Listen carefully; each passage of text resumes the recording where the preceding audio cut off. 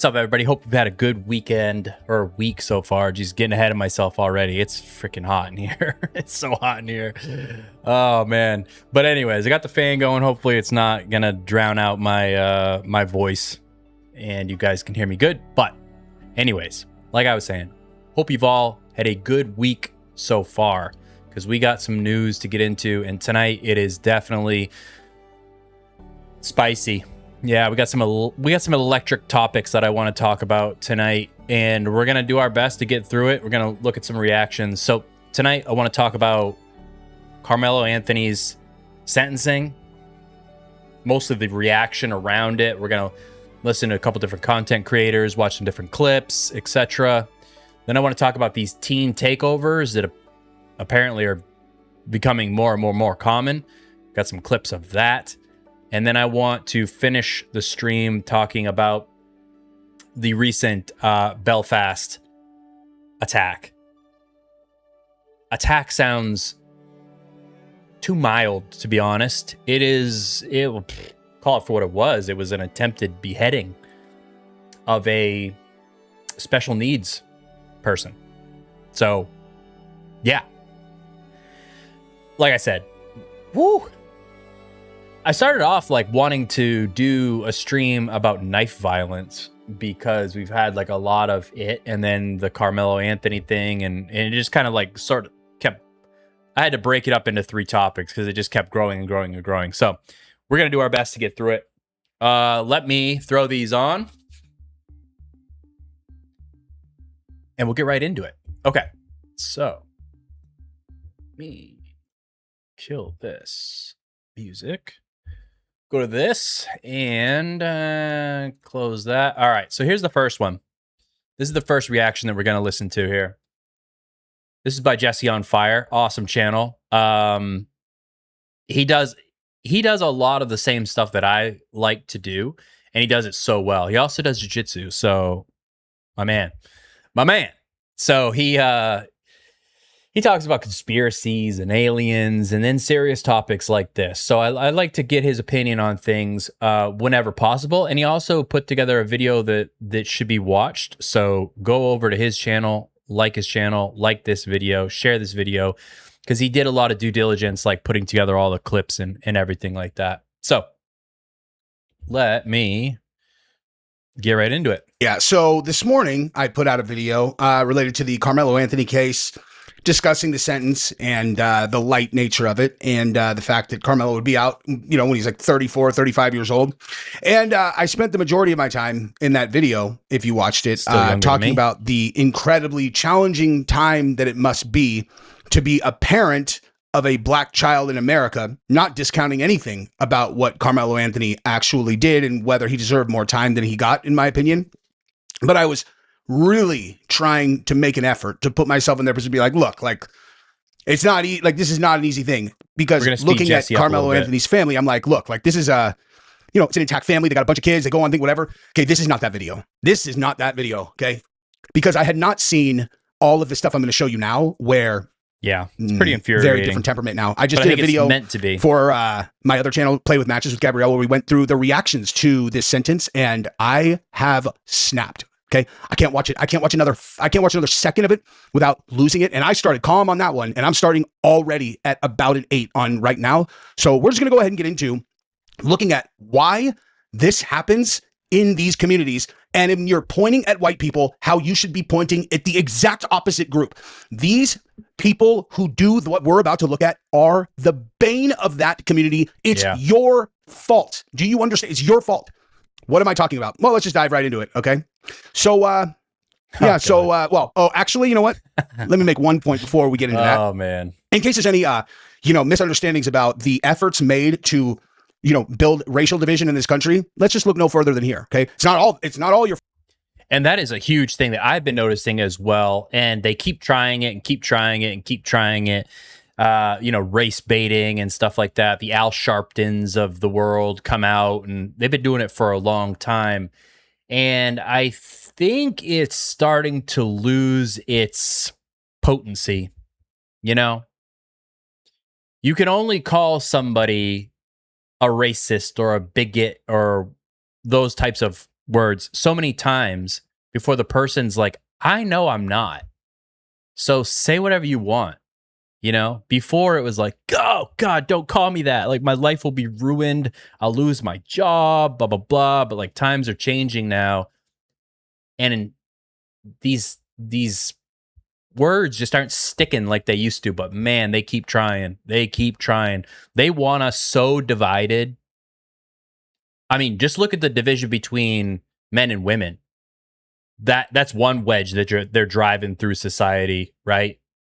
Get men and women to hate each other. Oh, let's also get black and white people to hate each other. Oh, let's also get Christians and Muslims to hate each other.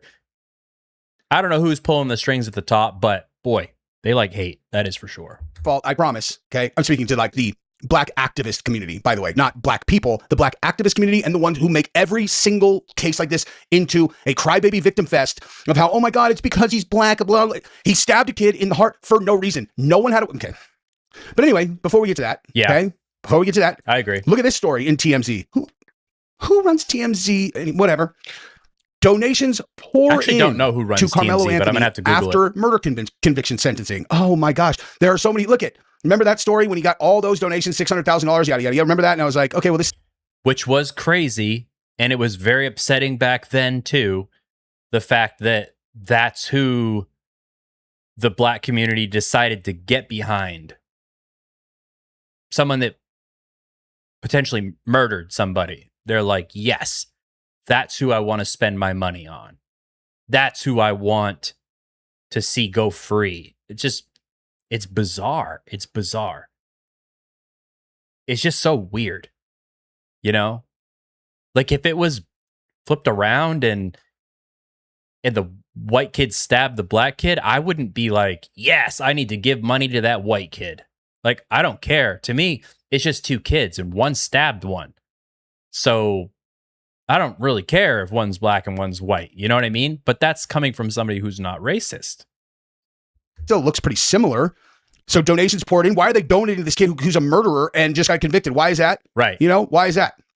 So then you get down to here and it turns out, how much poured in, guys?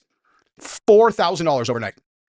That's nothing. $4,000 poured in. Does that That's seem nothing. like that might be a slight exaggeration? You know, donations poured in after murder sentencing? Right. Why would they do that? Pours Why would they in. misframe this that egregiously? Oh my God. Could it be to make all the whites who are upset about this more upset and make them Yeah. angry at the black community? Is that why? Do you think?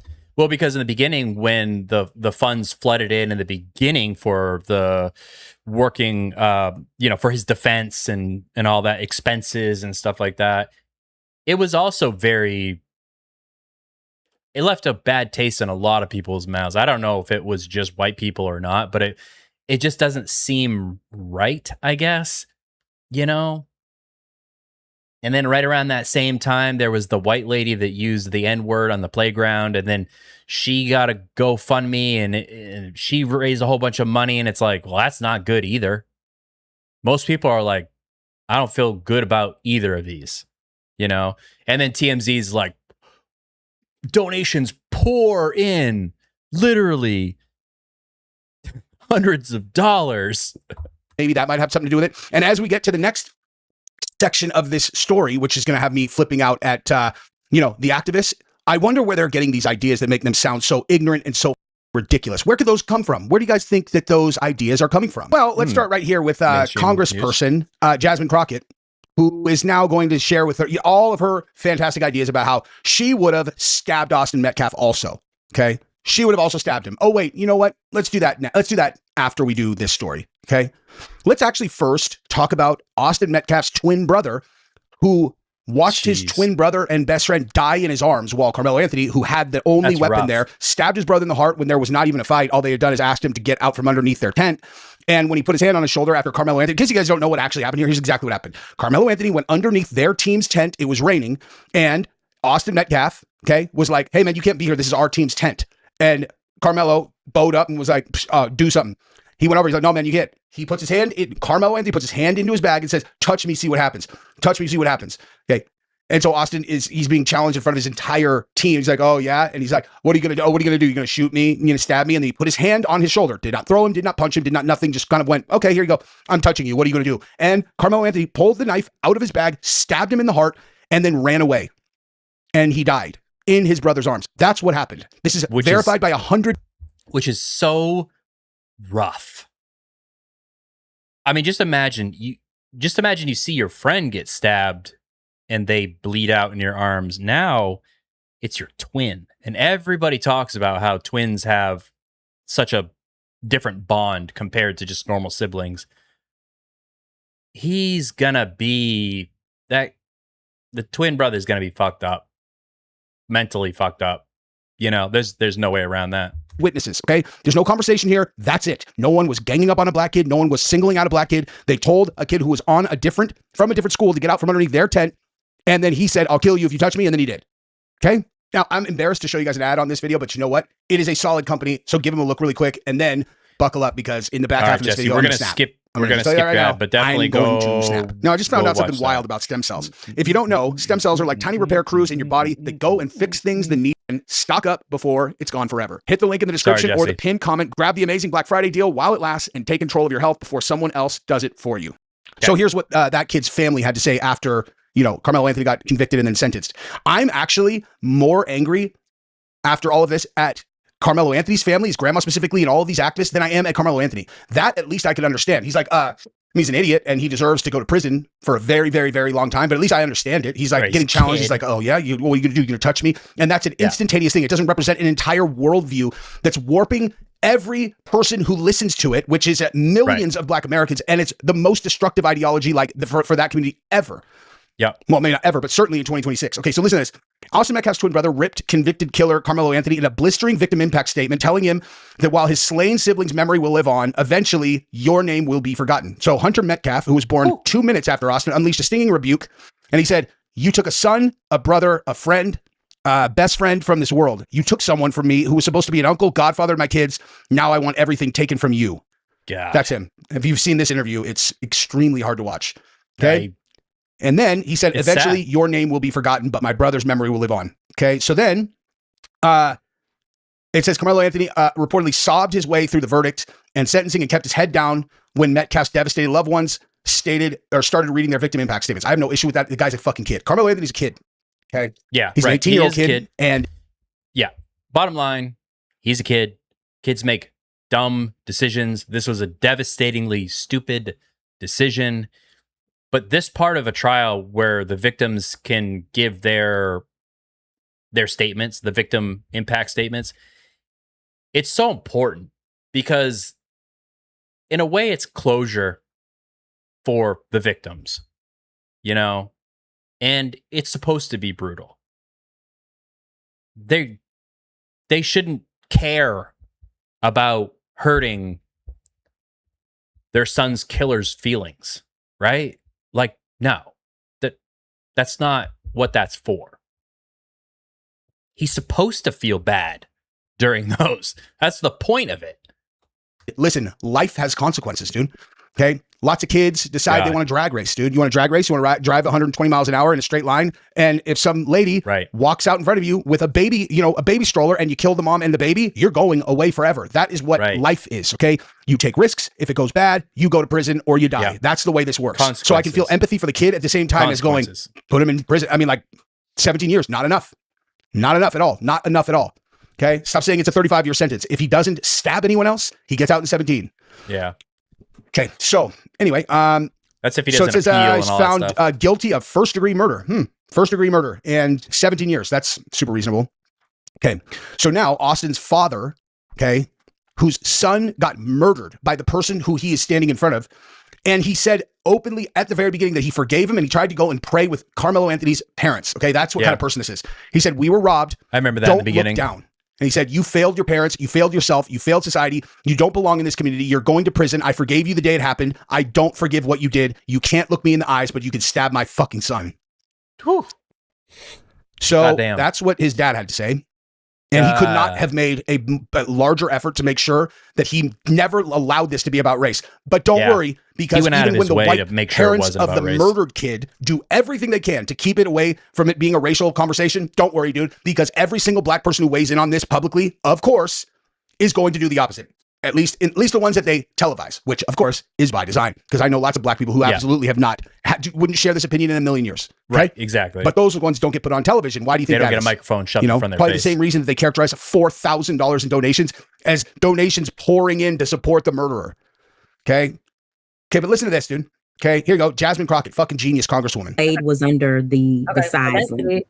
That's okay. But it was unlawful for us.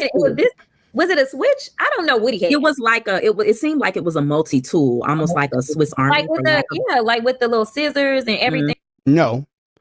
And if you don't know anything about the case, why are you talking about it? Whatever. Yeah. So it was small. Here you go, guys. It is a buck knife that looks like this. Okay. See that? See that knife right there? You could sort of see it. It's under the timestamp. I like looked around for a second. I was like, what is he talking about? It's down towards the bottom. That's what it was. I know that. She doesn't know that. But like that blade length is about the same length as the other knife. You know, obviously the other one was a folder and all that stuff, but to downplay the size of a knife that literally just killed somebody and act like it wasn't really actually deadly, like it literally just killed somebody. It is deadly. What are we talking about? Do we not live in reality anymore? The more time goes by, I really do not feel like we're living in reality anymore. It's like people have their feelings, and their feelings are what they're going with, and it's their truth and all that bullshit. It's like, that is not reality.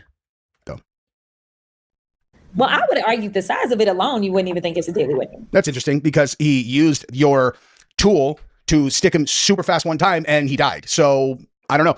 I feel like if I was opposing counsel, I would probably win that, assuming that whoever's making the decision has 2 ears, eyes, and a functioning human brain. I would argue the size is not a deadly weapon. Oh, is that right? Well, they used it to kill a guy with a 1 millisecond move, so it clearly was a deadly weapon. So what the fuck are you talking about? But yeah, here was her take here. So Crockett continued flagrantly embellishing every single detail of the confrontation that led to the stabbing. If a 300-pound man is beating me, like on top of me, beating me down, I'm not limited to fists, she said, seemingly implies she too would have stabbed the high school athlete. Yeah, that's true. What does that have to do with this, though? She's all, I don't know. Wasn't he 300-pound white, member of the, the hoods? No, a 17-year-old high school student who was on the track team who just asked him to get out from underneath their tent. Yeah. This is what I'm saying. This is the family. This is a tragedy. Nothing else. The kid having to go to prison, it's a tragedy. A necessary tragedy after the original tragedy, but a tragedy nonetheless. Sure. Okay? Sure. I'm sorry. Oh, no. Where's the daddy, mommy? Grandmother. It's tragic that the kid didn't know. Okay, I'm confused. Whatever. Enough not to stab somebody. Either way, loving family, right? Loving family. Now he goes to prison. Awesome. Well, let's see, let's just see what the rest of the community is going to say publicly. As a matter of fact, let's go backwards. Let's start right here. I showed some of this in my video, right?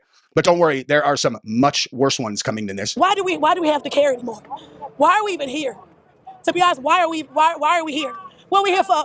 Because if we take up for ourselves, we go to jail. If we don't, we die. Oh, you die?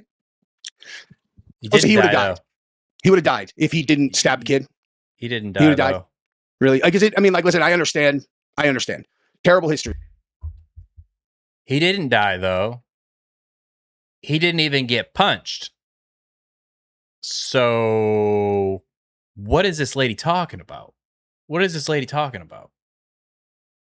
Again, not reality. That's not what happened. He could have left the tent at any time. It wasn't like there was a wall of rain that he would just be like, I tried to leave, but there's this wall of rain. The tent didn't even have walls on it. It was just a pop-up tent. You know what I mean? And an open track field. You can't act like you didn't want to leave or couldn't leave. You could definitely leave. So what are you guys all talking about? What is this? This is 2026. So like, as an example, you think that when he said, hey man, leave the tent. And then when he stepped up to the challenge Karmelo levied at him, which was touch me and see what happens. So he put his hand on his shoulder and said, why? What are you going to do? Calmly, okay? He stabbed him in the heart. So what scenario is it exactly where he would have gotten killed if he didn't stand up for himself? It doesn't matter. It doesn't matter what he said. Like if they try to say that there was a bunch of racist stuff that was said or whatever, you can't stab somebody for saying something to you, for being mean and hurting your feelings, right? And even if they got in a fist fight and an altercation, like what used to happen in school all the time, that's what boys did, right?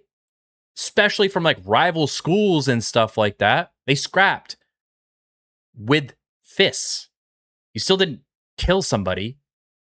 So even if Austin Metcalf pushed him, threw a punch at him, that still does not make it okay to pull out a knife and stab him. Like, what are we doing?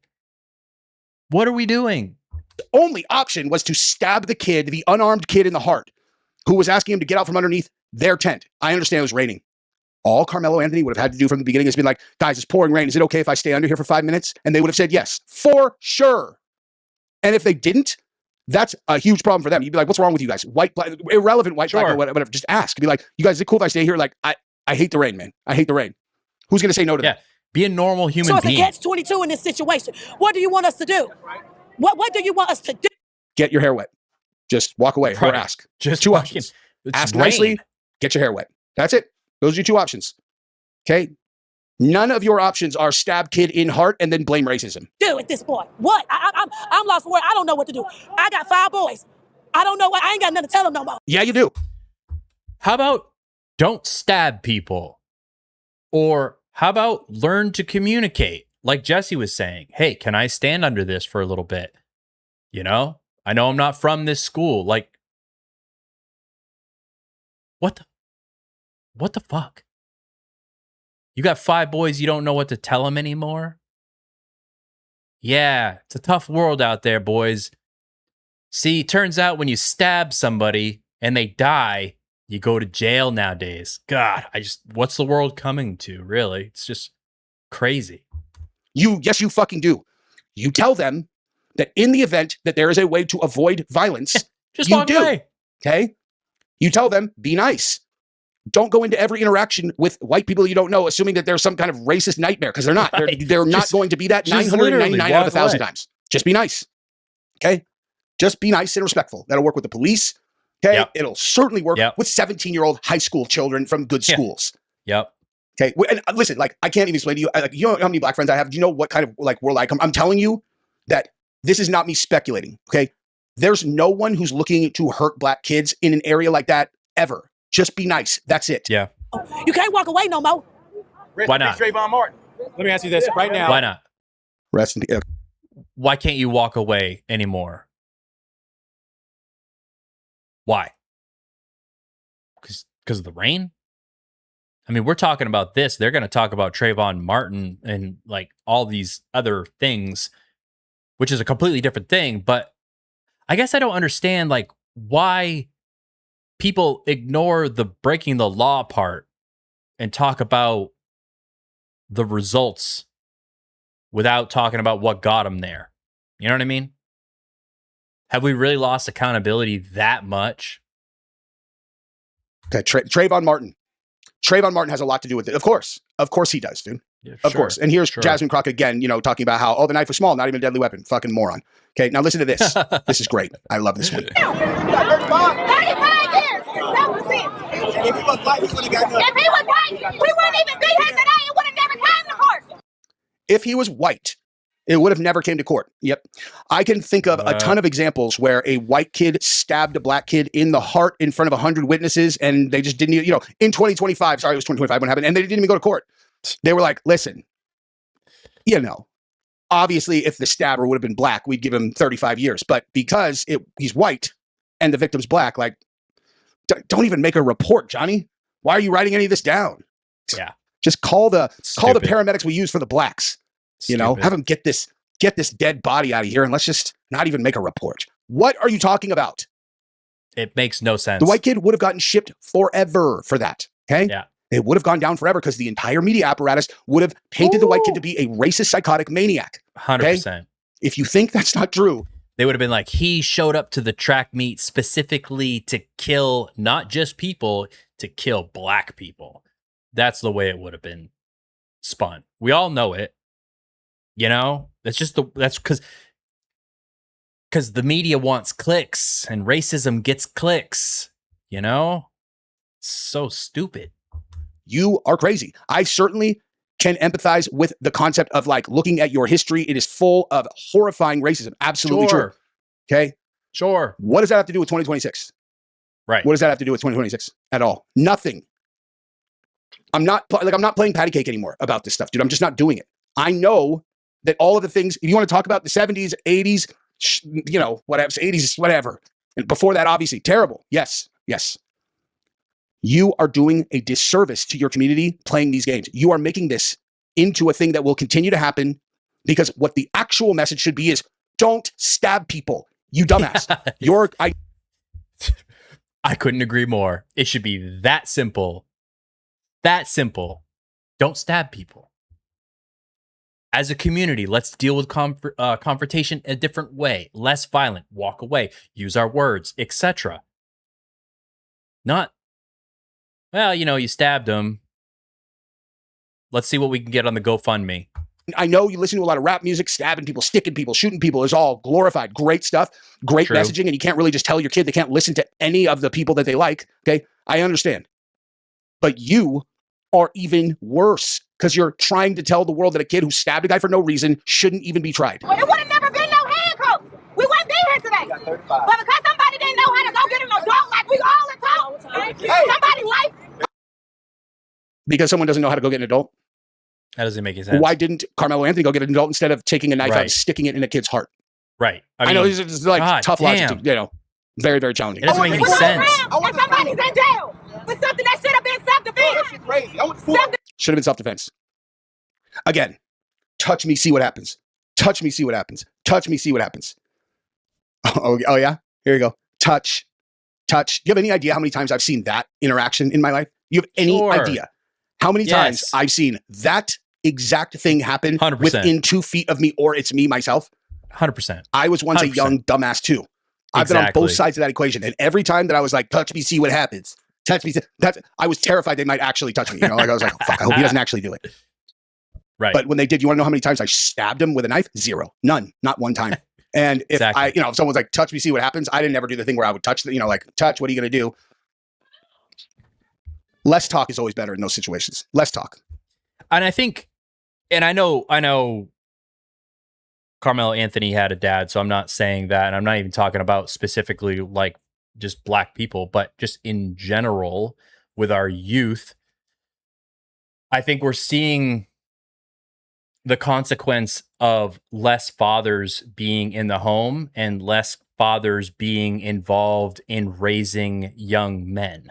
Because there is a point in every young man's life, usually right around, high school, puberty, testosterone starts kicking in, and you're trying to figure out yourself. You're trying to figure out yourself and how to be a man because you don't feel like a boy anymore, but you don't feel like a man anymore. And then so you're searching with what a man is. Well, how do I be tough? How do I be strong, etc.? And then on top of that, you have testosterone pumping through your body. So your hormones are going crazy. You're dealing with all these complex things, again, because you're going from being a boy to a man. And men, our hierarchy, our social hierarchy of how we deal with group dynamics is different. And it takes time to learn. Like a lot of times, like you go on a construction site as a teen, you're the bottom, on the totem pole, basically. You have to work your way up and you learn about respect. A father figure is there to help a boy transition into a man that has integrity, into a man that can navigate all these weird things like pride and honor anger, embarrassment, all those awful things that happen in high school, right? How to deal with a bully, all this stuff. You take the dad out, or the dad is a horrible role model. You take them out of the equation, and you basically have TV and music to try to tell you what a real man should be. And then if the man's not in the home or the house, most of these kids are raised by single women or single moms. You know? No offense, but if you didn't go through that stuff, it's hard to teach somebody else how to go through it, because you don't know what's going on. Like, you don't know how it is, right? The yin and the yang of like the husband and wife raising kids, it's so important, because one keeps the other in check, right? You know, the dad might be like, look, he needs to learn consequences for his actions. And the mom takes a softer approach. She says, yeah, but you know, yada, yada. And they meet in the middle and it all works out. But when you take one piece out, you take the dad out, there's no consequences for actions anymore. Oh, then the mom's like, well, you know, he didn't mean to do that thing that, you know, he shouldn't do. He didn't mean it. I don't want to be mean to him. Kids need to learn consequences early on. Too many parents out here are trying to be their kids' friends. And then we have to live with them, because kids grow up to be adults. And if you raise a shitty adult, even if it's not my kid, now I got to deal with your fucking shitty adult that you raised, right? The first time that a child learns consequences shouldn't be from the police, and it shouldn't be from their first employer. So when a kid messes up and does something stupid at a young age, a punishment is a lesson, right? Hey, I know I've told you 100 times, don't, whatever, leave your clothes there. They need to go in the basket. Oh, why are you being such a hard ass? Well, guess what? When you get your first job, your boss is going to go, hey, when you're closing up, the money from the register goes from here and it goes over there. And then you need to do this and you need to do that, right? The boss isn't going to give a shit if the employee didn't mean to mess up, right? So these lessons, actions, consequences, all of that comes from parents. And either when parents aren't doing their job, or it's a split household and everybody just wants to be friends, they want to be the cool parent, right?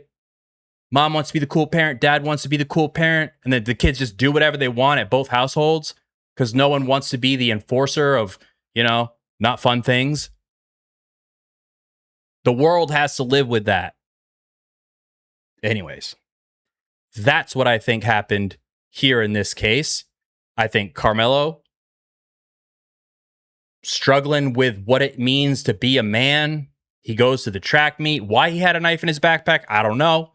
But he goes to the track meet. He gets disrespected, maybe embarrassed. I'm sure that there was some girls under the track tent thing, you know? Now this guy's saying, hey, you gotta leave. You gotta go out into the rain. Right? Man, if you just walk away, you're gonna look like a bitch. But that's when the lessons of a father come into play, right? You can't let ego win, or you end up stabbing somebody. And guess what? When you stab somebody, you go to jail. That's just what happens. Yeah. You know, the person who's talking less is the one you should be like, I mean, you know, if they look scared, different, but if they don't look scared and they're not talking, you should be like, But guess what I mean by that? I don't mean they're going to kill you. I mean, they might actually know how to fight, and they might be like, why? What are you going to do? In their mind, they're like, oh, yeah? Yeah. See what happens. See who's better prepared to handle this thing if someone touches someone. Like Okay? Jesse was saying, risks, reward, or risks and repercussions. like Jesse was saying, when Karmelo was like, touch me, see what happens, touch me, see what happens, touch me, see what happens. It is kind of like, and you see different forms of it with guys when you're like, touch me again, push me again, see what happens, motherfucker. It is like one last attempt to avoid a physical altercation. And like Jesse was saying, please, please don't have him touch me, or I'm going to have to actually do something, or then I'll look like a bitch if I don't, right? Perfect example, right? We have a president that keeps saying, we're going to bomb the hell out of them tonight if they don't do whatever. And then they don't do whatever. And he's like, just kidding. We're close to a deal, right? I mean, it's the same thing. If you draw that line in the sand and they cross the line, now you got to act. And that's a bad place to put yourself in. You have a knife in your hand. He touched you. You stabbed him. You're going to prison. Has nothing to do with you being black. And this right here is the bane of your community. Defense. That's how we're supposed to know how to act around white people. What the fuck is that? What for? What is that? What is self-defense? Is self-defense not somebody touching you that you don't want touching you and you defending yourself? No, you can't just stab somebody. Murder? Murder? Hold on. The same guy that saved the life? The same guy that saved the life? You can tell she's so gassed up because she sees all those cameras on her. She's like, 100% this is going online. This is going viral. But murder? This dude, I think, is trying to argue with her. I think he's going like, hey, I went there. Like, no. No, she's like, I don't care. I've seen him in another clip. I'll shout you down. Somebody's child, because that could have been your motherfucking son. No, that could have been anybody's motherfucking son. 35 motherfucking years. Mother's a motherfucking mother. You should have said, don't get that man no motherfucking man. You say 95 years? You should have said 5. Because you know that shit wasn't trying to go down like that. 35 years. 35 years. Oh, he got 35 years. I had the same problem. I had to fight every fucking day. All right, never mind. Never mind. Hey, and you're not in prison. Yeah. Every day. My friend, I didn't deal none of my problems at school, outside of school. So I know how you feel. That shit is that's some fuck shit. That's some fuck shit. Hey, did you stab anyone? No? Which is why you're not in prison. Right. Crazy. That's why you're not in Crazy how prison. that works. And I mean, I assume that this goes without saying, but if a white kid is in the same situation, okay, and he stabs a black kid, you should ring him up and throw him in prison also. Yes. This is not about race. It has never been about race, except when these groups make it about race. Like, when I say these people, I'm not talking about black people. I'm talking about these particular people. I see some white people in there. Let them have the mic and see how fucking smart they sound. They're even worse. Oh, one of my friends came out and said that Karmelo is not taking nothing good. He steady crying. He said they won't even let the parents console him. You mean when he was getting convicted for murder? He was crying. Like, I feel for the kid. We talked about it. Come on. She's talking about how it's unfair that Karmelo's parents can't comfort him while he's being sentenced. He fucking killed somebody. What are we talking about? I hope he feels a little bad. I hope he cries a little bit. Boo-hoo. I feel for the kid. I really do. But you're talking about the moment where he found out that he has been convicted for murder because he killed a kid. Killed him. Murdered him. Right. What are we talking so about? What, now we're talking, dehumanized life doesn't have any value. What about that kid? Right. That kid's dead. Because he asked someone to get out from underneath their tent. He's a captain of the track team. They were like, hey, what? The other people are all, what's he doing here? Right. Do you does people really need me to do the reenactments all the time? Okay, I know I'm better at this than most people, but do you need me to tell you exactly how this happened? Exactly how this happened? I will tell you for sure. Do it. Karmelo Anthony is in the rain. He doesn't want to be in the rain. He gets underneath the tent. He kind of is being weird because he doesn't know. He's like, this is like, this team, there's a lot of white kids here. I don't know how they're going to feel about this, so I'm going to kind of be standoffish. I'm just going to stand here, hope they don't say anything and sit fast. I understand. I get it, dude. Uncomfortable. Doesn't know them. Is nervous around white people. Understand. And then the kids who are in there start looking at each other and they're like, who is this? Like, he doesn't go to our school. Okay. They're high school kids, high school idiots. No, he doesn't go to our school. Okay. I love how he's not saying it, but he's doing a high school girl impersonation. And I guarantee you, I bet he was right. I bet he was pretty accurate on this. Is that? He doesn't go to our school. He doesn't go to our school. Who is that? And so they start looking at the captains, the two big twins who run the school, of course, because they're football star twin, identical twins. And they start looking at them, and Austin, he's like, hey man, because he's getting looked at by all the other kids. Hey, you can't be here. This is our tent, because he's the captain, right? And Carmelo's like, oh shit, this is exactly what I hoped wouldn't happen. I don't want to get wet. But I don't know how to behave because now I'm just afraid. This is weird. And then so I come walking up. He's all, hey, touch me, see what happens. Touch me, see what happens. Touch you and see what happens. Touch, stab, dead. Oh, geez, because he's scared, I guess we should let him off the hook. Because, yeah, he was nervous around wife. I guess we should let him off the hook for murder. Right. Okay? This is my point. This is the reason that your behavior is so bad, is because you are telling people that if they feel uncomfortable, that it's okay to just default to murder. 100%. Do we want to live in a society where if your feelings get hurt, you could just stab somebody? Or you just kill somebody? If they say the wrong word to you, let's say Austin Metcalf actually did say some racist shit, you still can't stab somebody. Still can't stab somebody.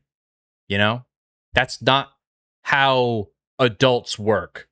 You have a conflict, you verbally de-escalate, right? I don't want to live in a country or a world where everybody is just looking for, they're part of a little special group, so they have their little shield that they can wear to protect themselves from criticism and judgment. You say, you can't criticize me or my behavior or my actions because I got this shield. It says you're a racist or a homophobe or a bigot or whatever the group, anti-Semitic, whatever, right? I don't want to live in that world. Look, I want to live in a society where if somebody stabs somebody and it wasn't justified, they go to jail.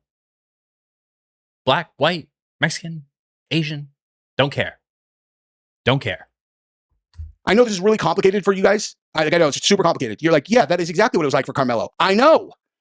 Of course I fucking know. I know exactly what it's like for every single person involved in this thing. Well, then why are you being so hard on him for what? Because he fucking killed the kid. Right, exactly. I mean, God. They wouldn't even let the parents console him. They won't let him take him to the conference room. They will not let him console him. He keep crying. They're trying to calm down. If that boy ain't not doing something to himself, that's y'all blood. Oh. She said if the kid, then it's on other, it's on you guys. Yeah. This is what I'm talking about, dude. Somehow it's on me. This is exactly what I'm talking about. He murdered a kid. He got convicted and he's upset and he's crying. And then you say, well, now because he has to go to prison, if he ends up doing this to himself, it's on you guys. What? No, it's not. Okay. I think prison conditions are horrendous. And yeah, we should certainly talk about reforming prison, prison reform, of course. Right. Sure. But no one made him stab that kid. Nope. It's on him. Okay. It's a tough fucking nut to swallow. When you're 17 years old, 17 years sounds like forever. It's not, though. Yeah. So if he survives, he'll get a life. He at least has a chance first at life, which Austin does not have. They said that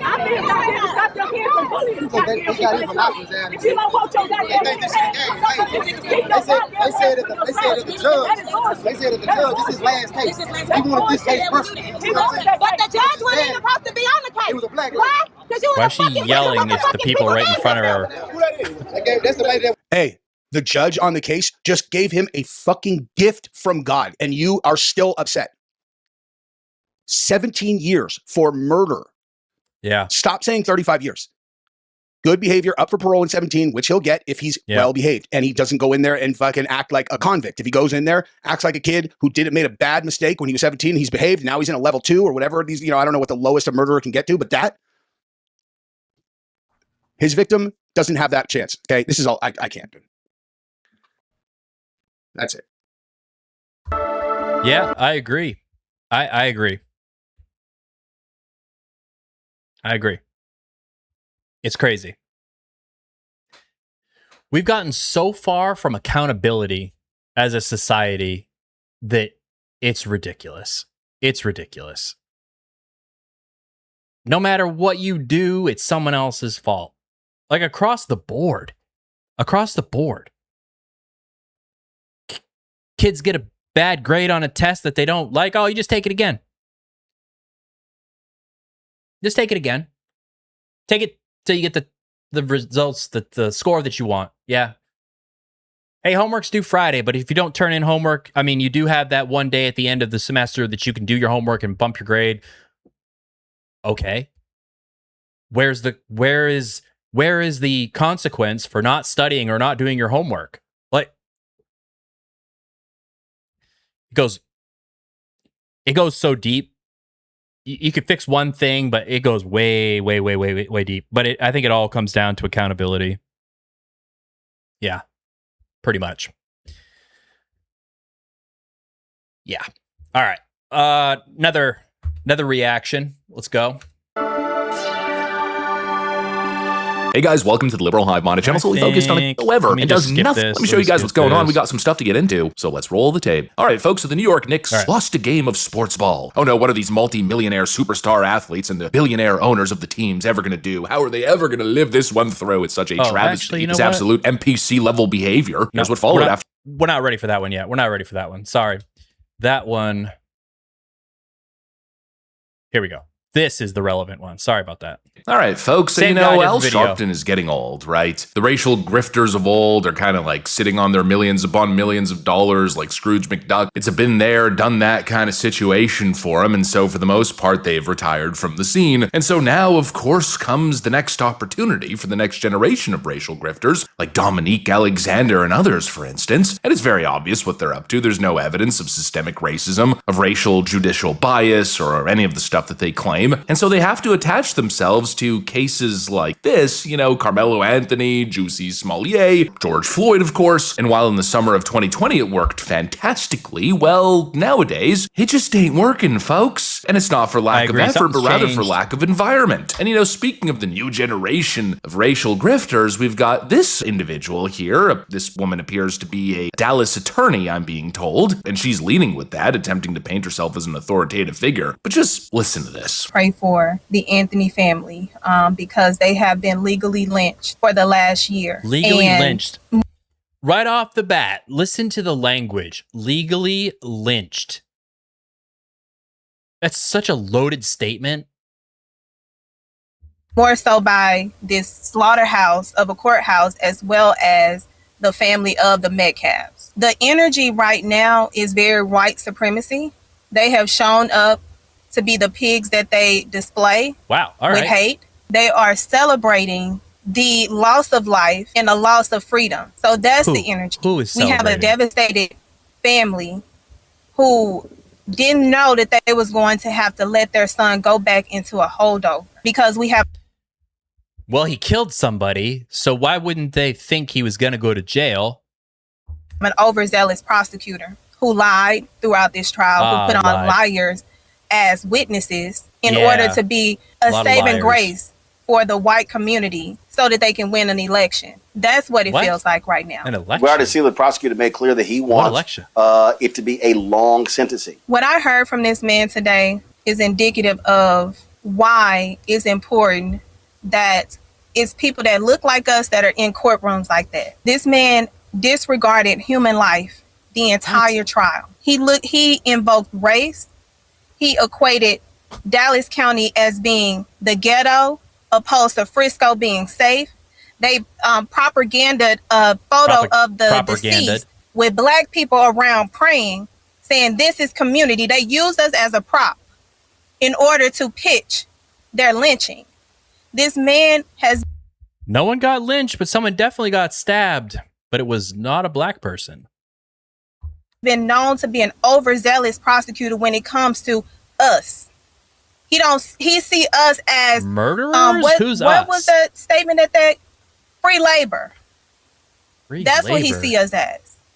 Free labor. So I'm not surprised that this prosecutor, who has unethical background, would get up there and ask for the max when he know that this was self-defense. Holy freaking moly. Now, first off, if that wasn't the greatest advertisement for DEI, at least if you're attempting to benefit from it, then I don't know what is. Are you a complete incoherent freaking moron? Well, then you too can become an attorney and an authoritative source on these topics. Oh my lord. Honestly, I don't know what else to say other than my apologies for subjecting you to that, but these are the characters that are popping up and making these ridiculous claims. And of course, all of it is predicated on nothing but racial hatred towards white people. This claim of judicial victimhood, innocent black people being sent to the judicial slaughterhouse, as she describes it. It's just a completely insane statement that she keeps making on repeat, not actually ever being able to justify the claim, but just making it because, why not? That's been the standard, right? That's been the bar for the longest time to say it. And if you say it with enough authority and passion, well, there you go. I guess it...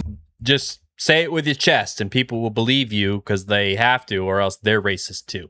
Must be true, and millions of mindless drones will simply latch onto your narrative and parrot the talking point. But again, while this stuff might have worked in the past in information vacuums, we no longer live in that world. And it's kind of hard to make this claim of all this white hate and white violence and, oh, this is an example of white supremacy, when the legal process here was fully legitimate, and the only racial hate that we're seeing is coming from their side. The only prejudice I'm seeing in such a... Right. She's claiming racist, but she just called us pigs and white supremacists. I say us like I was on the jury, but you know what I mean? Like, who's the racist? Extreme prejudice to the extent that you would take the side of a vicious murderer just because the victim was white. It's coming from them. Glad your ass dead. Free Karmelo.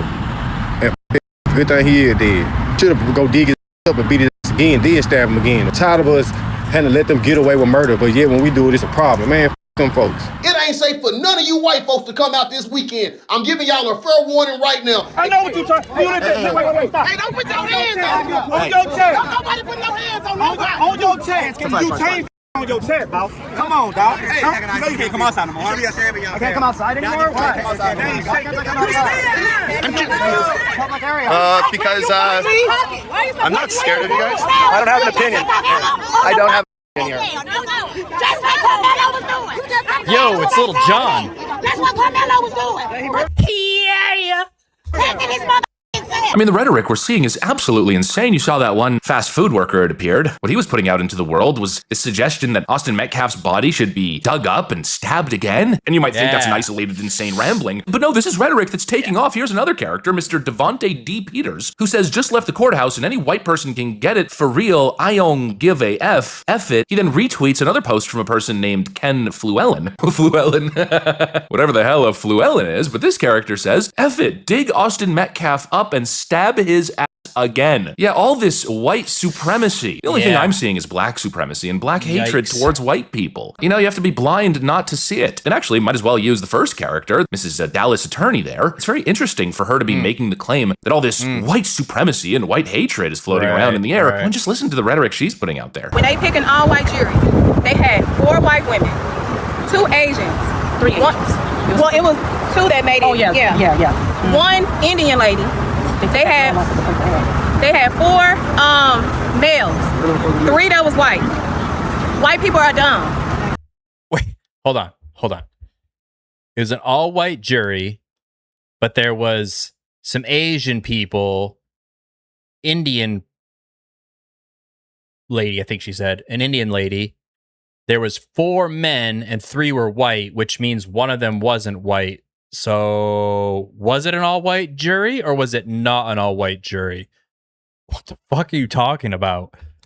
They don't follow the law. They follow what them people tell. All this white hatred out there, says the woman who shows up in front of the courthouse and claims that white people are dumb and can't critically think and just, quote, do what they're told. Is she implying that the court told them to come up with a unanimous guilty verdict? That makes absolutely no sense whatsoever. They were simply presented with evidence and came to a conclusion based on their analysis. And also kind of interesting to call other people dumb when you're out there making the claim that, ooh, it's a stacked white jury. Then like the next words that come out of your mouth are, well, there are Asians and Indian people on the jury as well. Well, I guess they're honorary whites now, right? Just in the pursuance of this ridiculous racial narrative. It's really no wonder why these racial grievance narratives can no longer flourish. They can only exist in an information vacuum or false reality. And that's the beauty of this new internet age, this digital age, this age of cameras and everything living on the internet forever. Well, the exposure is too high for these lies to prevail. And so really what we're seeing here, let's call it the post-BLM fallout, the truth is bubbling to the surface. And people are realizing that all of these narratives that have been perpetuated on people for generations at this point, well, maybe, just maybe, they're not all they were initially cracked up to be. And look, the left will say that white supremacy is on the rise, but I don't think that that's the case. What's happening is the truth is being exposed. People are rejecting the mass gaslight campaign. And ultimately, what's likely to come from all this is most likely going to be good, because what we're actually seeing here is the next generation being exposed to the objective truth. As we know, sunlight's the best disinfectant. You can't fix a problem if you can't properly diagnose it, and right now we're really in the diagnostics process. And eventually the bad actors won't be able to get away with it anymore. And what happens, or hopefully what happens after that, is basic acknowledgement of reality and possibly progress. These phony victimhood narratives, this phony victimhood ideology is collapsing before our very eyes. And call me crazy, but not only do I think that's a good thing, I think it's objectively also a good thing for black people. But of course, we'll have to see how it all plays out over the next 10, 20 years. Anyways.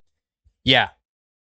I do think things are changing. Like I was saying before, the the days I think are kind of gone that someone can just throw out like the accusation of racism and it immediately, takes everybody. It's like, come on, man. It cried wolf too many times. Same thing with anti-Semitic stuff, same thing with bigotry and all that stuff.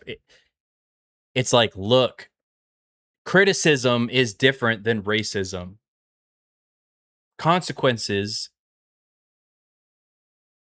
are colorblind, right? You stab somebody. I don't care if you're black, you're white, you're Mexican, whatever. You stab somebody. I don't want to live with you because you stab people. I don't want to get stabbed, so I don't want you around. All right, next. This is Heavy Duty Country, and we'll see what he has to say. Heard a lot about he's usually pretty passionate. For Karmelo, right? Yeah. Usually a passionate guy. I would have stabbed that nigga too. Why? Hey, I would have did it to him. I promise I would have. I would have did it to him. But why? I would have did it to him and his brother. Okay, but for what reason? Let me tell you why. Yeah. So the black guy is saying that he would have stabbed both of the twins. Little boys came looking for trouble. I had to whisper it to you. So you want me to whisper it to you? No, you want me to whisper it to you? You can talk You want me to whisper it to you? Well, you're yelling right now. Play with somebody else. I'm a real gangster. Play with somebody else. I'm just trying to get like some insight into the situation. There we have it, guys. I mean, this kid's trying to do like some independent journalism or whatever. But again, we've lost reality. That black guy just said that Austin Metcalf and his twin brother went there looking for trouble. It was their tent. That was where their team was supposed to be. That's where they were supposed to be sitting. That's where they were supposed to be gathering. So what are you talking about that they showed up to that track meet looking for trouble? They didn't go to Karmelo Anthony's tent. Nope. They stayed in their own tent. So it doesn't even make any sense. And then right away, look how hostile he was to this kid. This kid didn't do anything. He was like literally trying to do journalism and get both sides of the story. And this guy's like, I'll stab you too. Awesome. From a real gangster. Folks, we are not mad enough. We're not mad enough. Austin Metcalf was stabbed in the heart over a small altercation at a high school track. Something that should have been just a couple of shoves and been done with it. Right. But Karmelo Anthony was never taught to handle anything with honor in his life. He was taught violence. He was taught fuck white people. And if you don't believe that, look at all the people who are defending him. It's just pure fuck white people. And that's fine. We don't care. We don't care at all.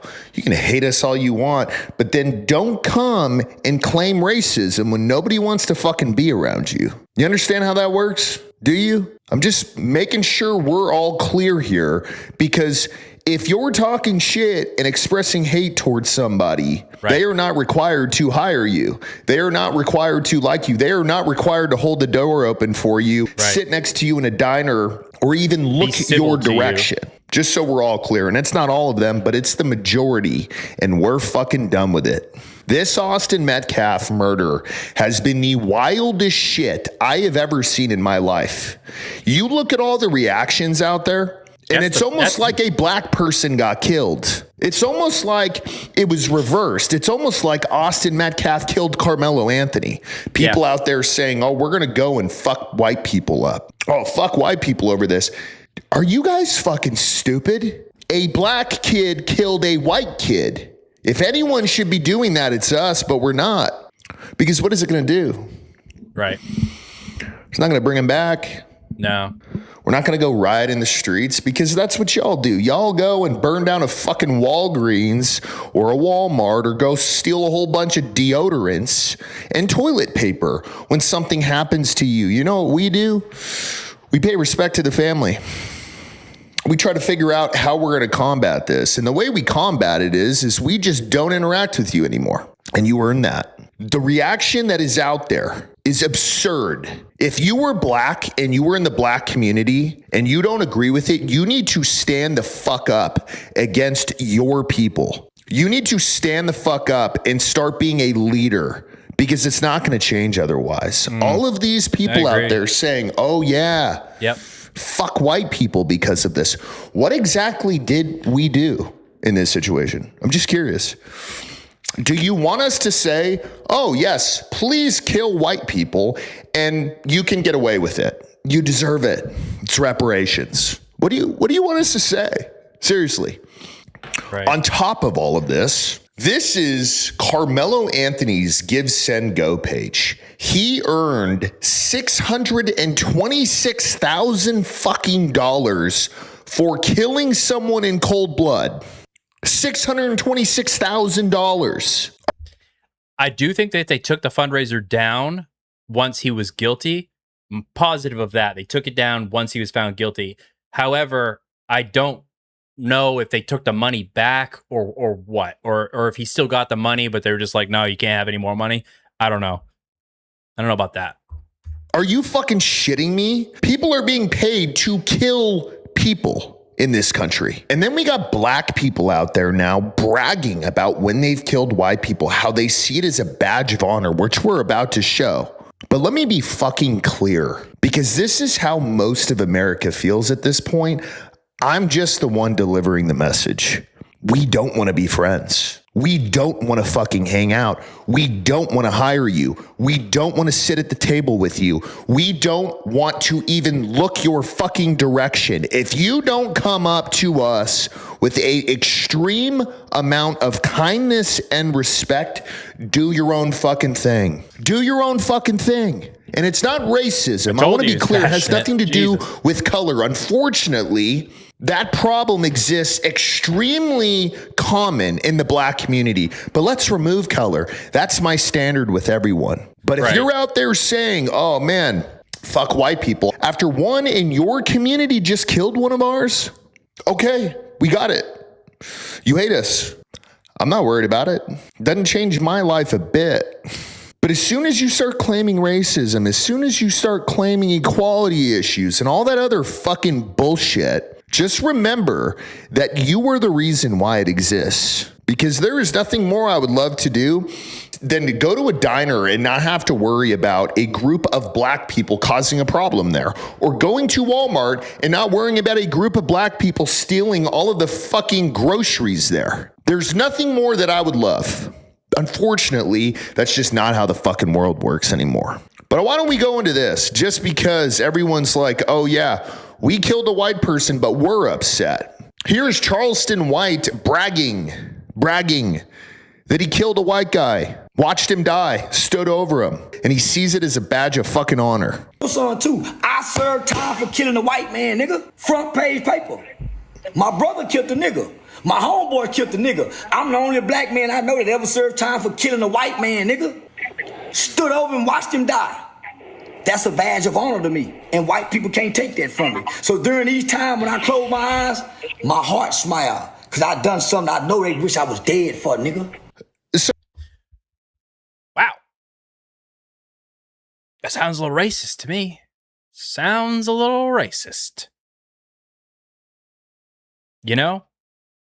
It's funny because I was raised in the North.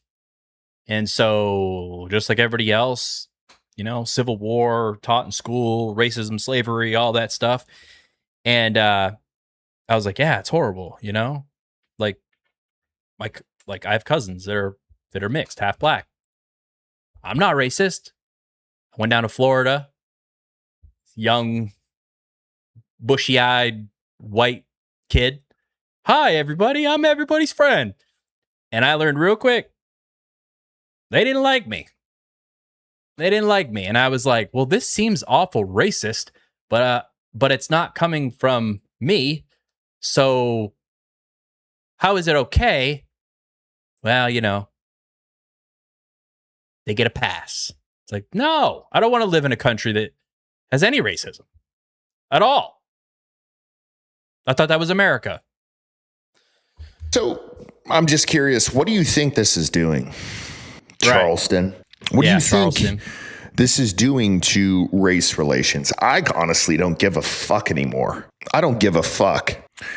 Here we have Jasmine Crockett justifying Karmelo Anthony stabbing Austin Metcalf. 35 years for a kid who had decided to go under a tent that was not his team's tent as it was raining, and simply didn't want to be put out in the rain by some random kid that he didn't know. And simply stabbed somebody and they died. Listen, a lot of people don't know what it is to live as a black person in this country, but just like you can give the benefit of the doubt to so many police officers when they go out and they shoot some black unarmed person, even though they are trained, the fact that there was little to no mercy seen or humanity seen when this black boy said that I was scared, or the fact 35 years for a kid. See, this is the problem. This is the problem, is you can have an argument to where you can say, oh, he thought he was scared, and can you have mercy? But look at what the black community is doing right now. They're saying that they're going to go out and hurt white people. They're saying they're going to go attack them. They are saying that people need to dig up Austin Metcalf and stab him again. So any level of remorse goes out the fucking window. If anything, we have contempt. We have sickness. We feel sick. So here is Austin Metcalf's dad, and he is very, very fired up. Apparently, people found some other Jeffrey Metcalf, and he's a sex offender, and they're trying to bring that up. Oh, God. I looked him up, and in Texas, if you're a sex offender, you have to register, and he's not on there. So I don't know where these people are finding this stuff, but this is his reaction to what happened here. How poetic justice is served. You just do a big softball and knock it out of the park. Thank you for making it so easy for me. So you can live with your lie if you want to, but my truth is forever. Fucking, the truth is the truth. No one's just like the fact personal your son truth is a is convict real and a killer. Forever.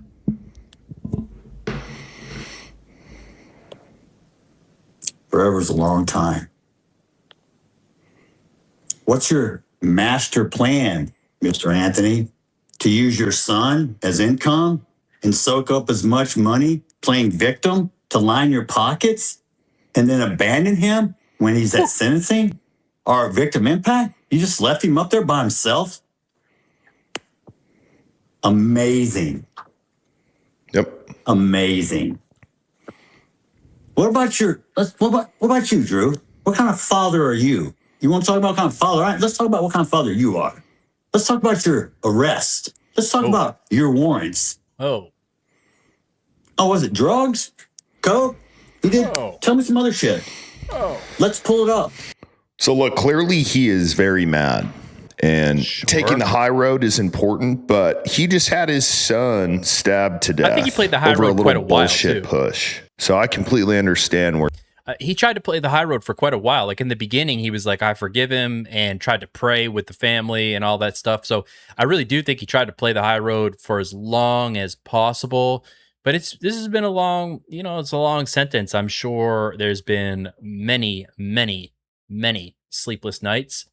And also, I bet there's a little bit of anger that pops up after the sentencing, because it's like, he still doesn't have a son. And I bet that starts to sink in a little bit. Like while the trial is going, I'm sure that it's almost like a distraction. I'm sure it's like all consuming, right? Get justice for my son, get justice for my son, get justice for my son. And then the trial happens and the sentencing happens and it's done. And then still doesn't have a son. Well, he has another son, but he doesn't have that son. It probably starts to sit in a little bit. And then you have all these people online saying all this crazy shit, like digging his son back up and stabbing him again. You can only be so patient. You can only take the high road so fucking long, right? Where he's coming from. This is the reality of the world we are living in, folks. And it's unfortunate, and people really. All right. So, well, I don't know what's going on. Hopefully I didn't lose anybody. Let me just check something real quick. Health. All right. Looks like it's Looks like it's still going. Okay. Anyways, sorry about that. Had a little Windows pop-up thing. Okay, so now let's just look at a couple more clips. We'll wrap up this Karmelo Anthony stuff, and we'll go on. I want to take a look at these teen takeovers, and then we're going to go to the Belfast attack, which is fucking bonkers. All right, so let's go back, and here's just some clips. It says just now, Karmelo Anthony supporter says Karmelo should have been killed, blah, blah, blah. All right, let's listen. Yeah, I forgot, and the twin brother would have been with him. Fuck what you saying? They should have both been arrested. They both should have been dead. The both brothers. Both of them should have been dead. Both of them should have been dead. Don't record me. I'm asking not record me. Like I said. Okay, this guy right, where is he? He walks through. Hold on, let's just watch. I forgot, and the twin brother would have been with him. Fuck what you saying? They should have. This guy right here. He looks all calm. He's all like, they should have both been arrested. You're like, wow, all right. Well, that's, an interesting take, but it seems like a level-headed take, considering that the other lady is talking about both of them should have been dead and stabbed. But then here he is in this clip. He ain't gonna do shit. I'm dancing. You ain't gonna do shit. I'm dancing. You ain't gonna do shit. I'm dancing. You ain't gonna do shit. I'm dancing. You ain't gonna do shit. I'm dancing. You ain't gonna do shit. I'm dancing. You ain't gonna do shit. I'm dancing. You ain't gonna do shit.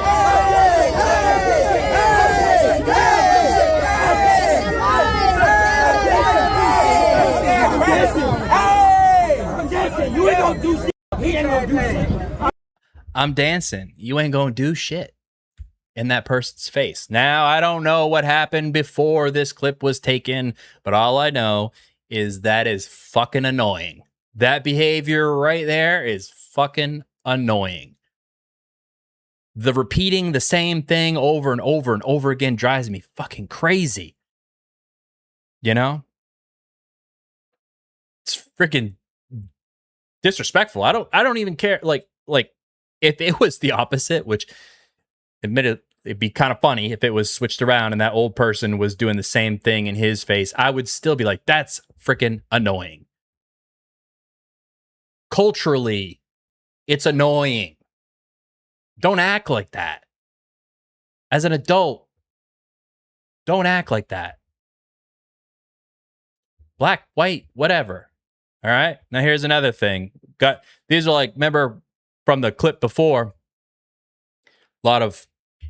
we see a lot of clips of like black people calling for violence on white people, like you can get it. White people, watch out this weekend, whatever. Check this out. Hey, wasn't you on jury selection? No, he wasn't. Man. No, he wasn't. Seriously. No, he wasn't. He wasn't. He was on jury selection. No, he's a vet, dude. He's a vet. He's a vet. He ain't been on jury selection. I ain't worried about that. Fuck you. You gonna die. Quit, dude. You on jury? Wasn't you on jury? No, he wasn't. He wasn't. You on jury selection? He wasn't. You was on jury selection? No, he wasn't. Oh. No, he wasn't. Not for Anthony, not for Karmelo Anthony. Oh.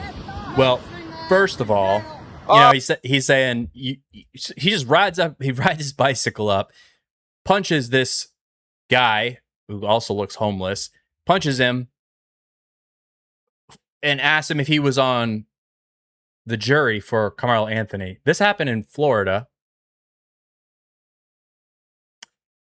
The trial was in Texas. So for him to just think some random white person that he saw was on the jury and then decide to punch him, which even if he was on the jury, like just ride up and punch somebody, right? Reminds me a lot of the knockout game. Remember the knockout game? That was so fucking disgusting. Old people just getting sucker punched and falling over and whacking their head off the pavement, Like, there's so much shit that we just let slide because we didn't want to have everything explode, But there's so many times where it's like, if you just flip this around, it would not be okay. It would not be okay. You know, if there was the knockout game, but it was a bunch of white teens running around sucker punching old black people, like that wouldn't be. Holy fuck. Like, imagine that. It'd be insane. It'd be crazy. Yeah. So, okay.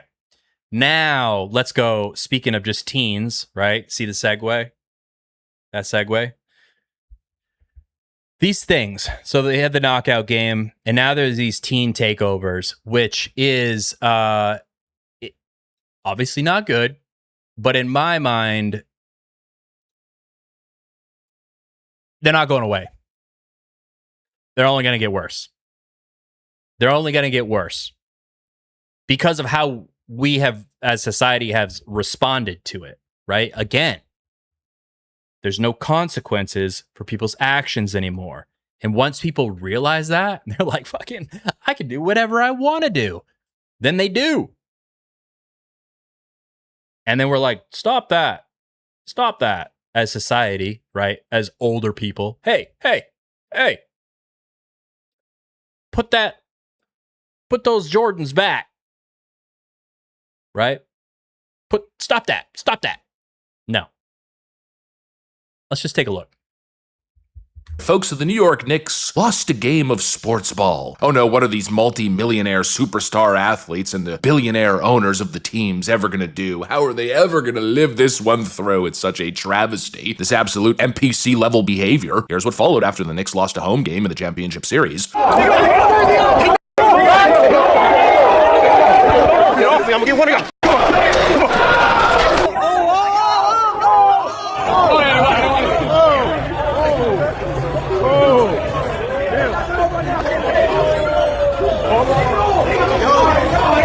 Make him take his jersey off. I think it was the other team's jersey. You know. And again, people are viewing this in isolation. It's sports hooliganism. But it would be ridiculous to view this in isolation because it's obviously connected to a much larger phenomenon. This low-trust, ghetto frickin' street culture that's being coddled by the left, by these left-wing politicians, allowed to continue to fester, to grow, instead of locking these people up the second they step over the frickin' line. And now look, of course, we have to be careful on this platform. Sometimes telling the truth can get you in big trouble. But let's please identify the demographic elephant in the room. I mean, you saw the videos. I wouldn't say it's 100%, but it's certainly a demographic over-representation that is clearly visible in these clips, and people want to say that you're a bad person for inferring anything from that. But there's obviously a demographic reality here, a cultural and demographic reality. And I wouldn't be making a big deal out of it if it was just one particular case, again, viewing this situation in isolation. But at this point, it's freaking endless. There's even a term that's been coined for this phenomenon. What's known online as teen takeovers, a total propaganda term, of course, but they're popping up everywhere. It's non-stop. Massive crowds flooded Peterson Park on Detroit's west side on Memorial Day for another so-called teen takeover. Another so-called teen takeover. The chaos this weekend ended with robberies, assaults, and a gunshot fired into the air. Police ended up arresting 2 teenagers. Waves of teen takeovers and strings of recent violent incidents with teens at local events. Viral teen takeovers plague the nation. Teen takeovers in the area.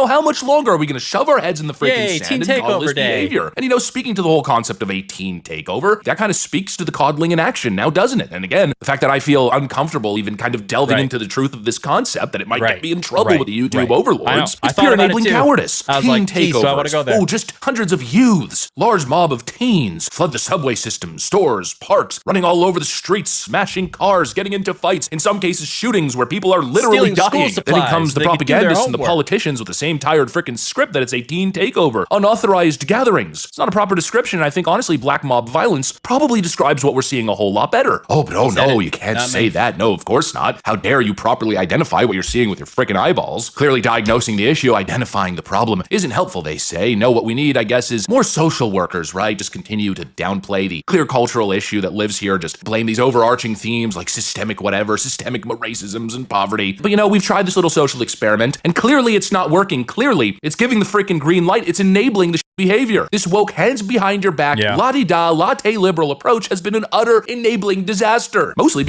I agree. And this is what we were talking about earlier. You draw the line in the sand. You say, hey, don't do that. And when somebody steps over the lines, that you drew and you said, hey, don't do that or there's going to be consequences. Then they do it and you don't come with consequences. Everybody that witnessed it goes, oh shit. we could do that too. We could do whatever we want because they're not going to do shit. And it gets worse and worse and worse and worse and worse. It's not going to go away. Because every teen that's out here that does this and goes home with a new PlayStation or a new pair of shoes or whatever, that's a positive thing for them. They're going to do it again. And then it's viral and it's online. And I think there's even videos of them like uploading, like going over the loot that they got at their teen takeover night. Yay. And that spreads. And then other people are like, well, shit, let's do I live in Tampa. It's a big city. Let's do a teen takeover in Tampa, you know? And on and on and on. Because it's actually kind of an extension, a continuation of the problem in the first place. No consequences, no standards. This friggin' free-for-all, that's the problem. That's why these kids are on the streets. Because the community, the parenting culture, or I guess you could argue lack thereof, within particular community groups, by and large, not 100% of the time, of course, but to a disturbing degree, is negligent. It's hands-off. And this is what you get. And so we have the problem on a more micro level within the family that's clearly not helping the situation, but rather making it worse. And now our thought process is to then expand that on a city, on a state, on a community level, on a country level, and expect that it's going to yield different results. No, of course not. You're going to get more of this, and that's what we're seeing. This ridiculous hands-off approach. I mean, you probably saw it in one of the videos that we played at the start there, during yet again another teen takeover riot following the Knicks loss. The NYPD literally stood there and did nothing. My friends, that is Mamdani police. That's the left-wing approach. Watch and do nothing. Hands tied behind your back as the progressive...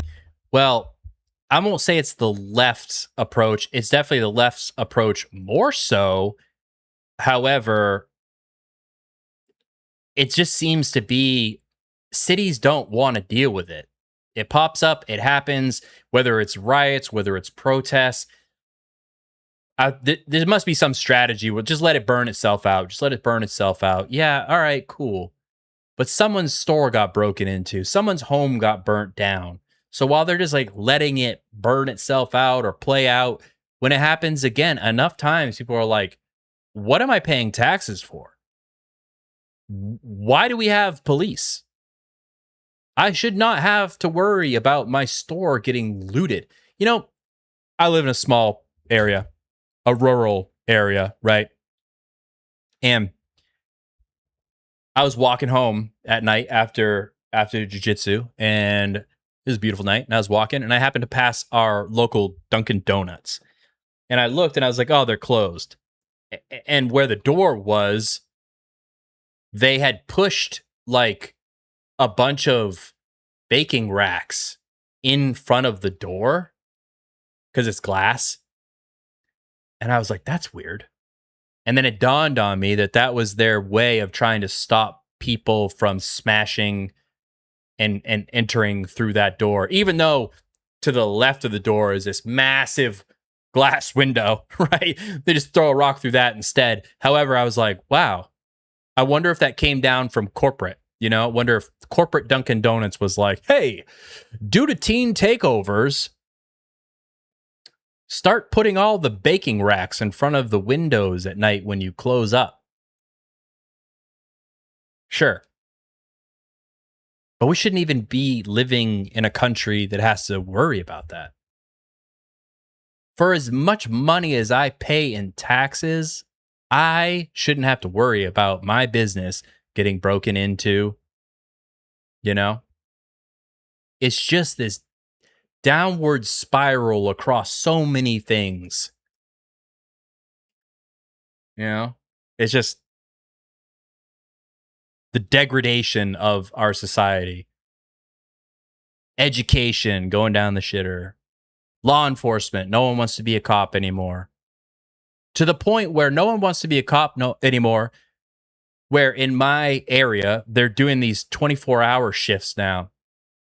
So there's a police officer on call, but they get to go home as long as they live within a certain radius. They get to go home and like go to bed or whatever. I don't know. I think they're allowed to go to bed, but anyways.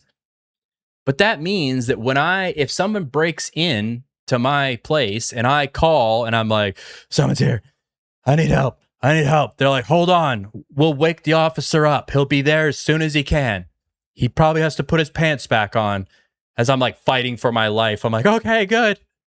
As long as somebody's coming. Yeah, he has to wake up first. He'll brush his teeth.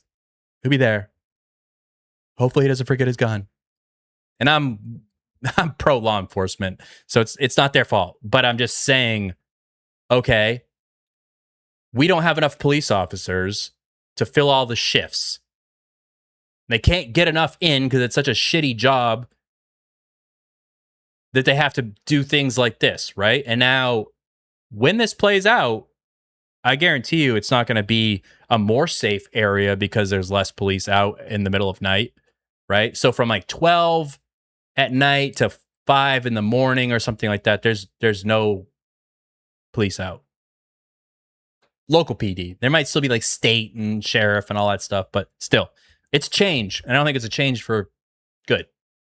Rot continues to friggin' eat everything that it comes across. Folks, this is a culture that is broken, and in this case, maybe deliberately so. No fathers, no accountability, a victimhood cult that tells these groups that rules do not apply to them. Everybody else and everything else is the problem. The expectation of basic standards is white supremacy. Unequal outcomes has nothing to do with community culture, parenting, approach, and emphasis on academics. No, why take accountability? Why look within when you could just blame the CIA? And here, my friends, are the direct consequences of not calling a spade, of continuing to shove this stuff under the rug as teen takeovers. Again, it's black mob violence, chaos, and riots. And it's no frickin' joke. People are dying in these riots. People are being assaulted. In a first world country, and not just a first world country, the first world country, the most prosperous nation on earth. For Spurs fans to go watch a game in New York City, only to be accosted and assaulted on their way home at the end, to have their jerseys ripped off of them, to have a massive frickin' flash mob take over the streets, engaging in vandalism, fights, chaos. It's a frickin' disgrace, I will say this honestly. happens Those over men who in Europe with sacrificed soccer everything. a lot, too. America's I think it's so ancestors, America's dumb. forefathers are rolling in that their worked up frickin' over graves. sports. It's just an utter You're not disgrace. even We out ought on to the start field calling it kicking the ball exactly what around. it is and Someone start else is. tackling these problems. The They don't problem know isn't you, they don't give a systemic fuck about you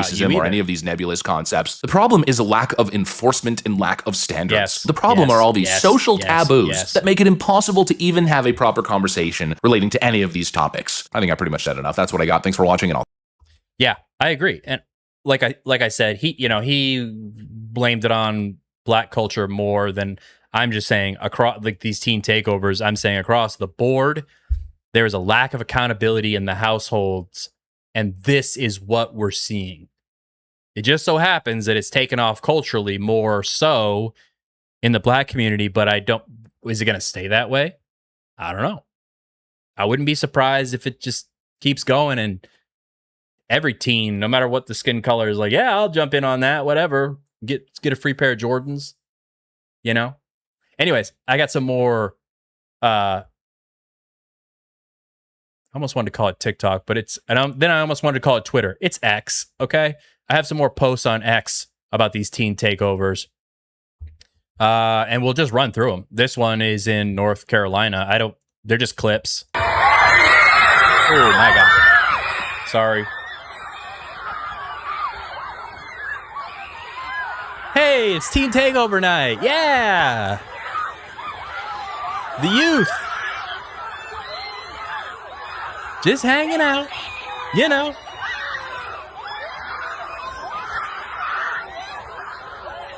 Yeah.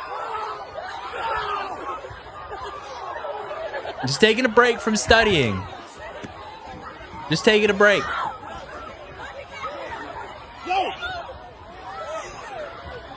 Then they'll get right back to studying. Wow.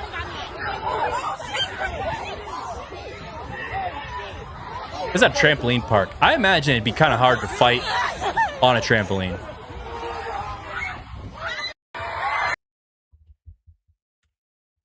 Okay. Next, this one is in Chicago. And I do not want it that loud. Okay. Chicago. This is some woman got beat up just for being out there. Yay, we got active is what the caption on this is.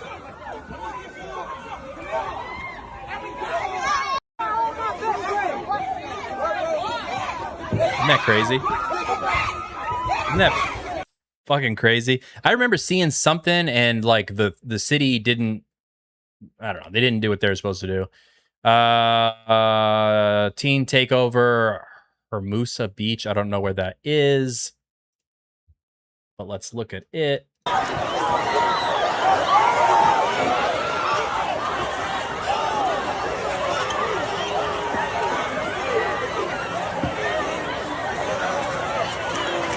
Well, it doesn't look like a good time to me. Doesn't look like a good time to me.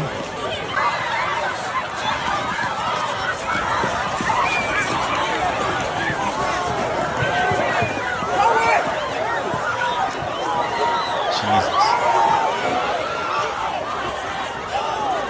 This is the other thing that I've been saying for a long time with just like just young people in general is how they always got to film something. You know what I mean? Like someone needs help or whatever, and they don't call 911. They're just pulling out their phone to get that clip for the gram.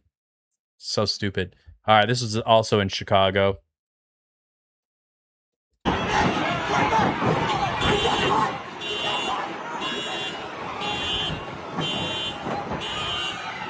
So these teen takeovers, they just like pop up. And the mob runs through a place, causes a bunch of crazy havoc, smash, grab, steal shit, boom, boom, boom, then they're gone. By the time the police arrive, even when the police arrive, they can't arrest that many people. Like, they were not prepared for these, like, flash mobs, essentially. And once you figure that out, just repeat the process. Just repeat it. I think this might be the last one. Oh, this is when they shoot. Oh, I have to mute it. Boom, boom, boom, boom, boom. He's shooting a gun. Bang, bang, bang. Oh, sound effects. Bang, bang, bang. If I played the music, it would have gotten copyright struck. Okay, this is the last one, I think. It just shows, like, I literally just went on X and typed in Teen Takeover, and it was just like clips, clips, clips, clips. I mean, you think we should be going now?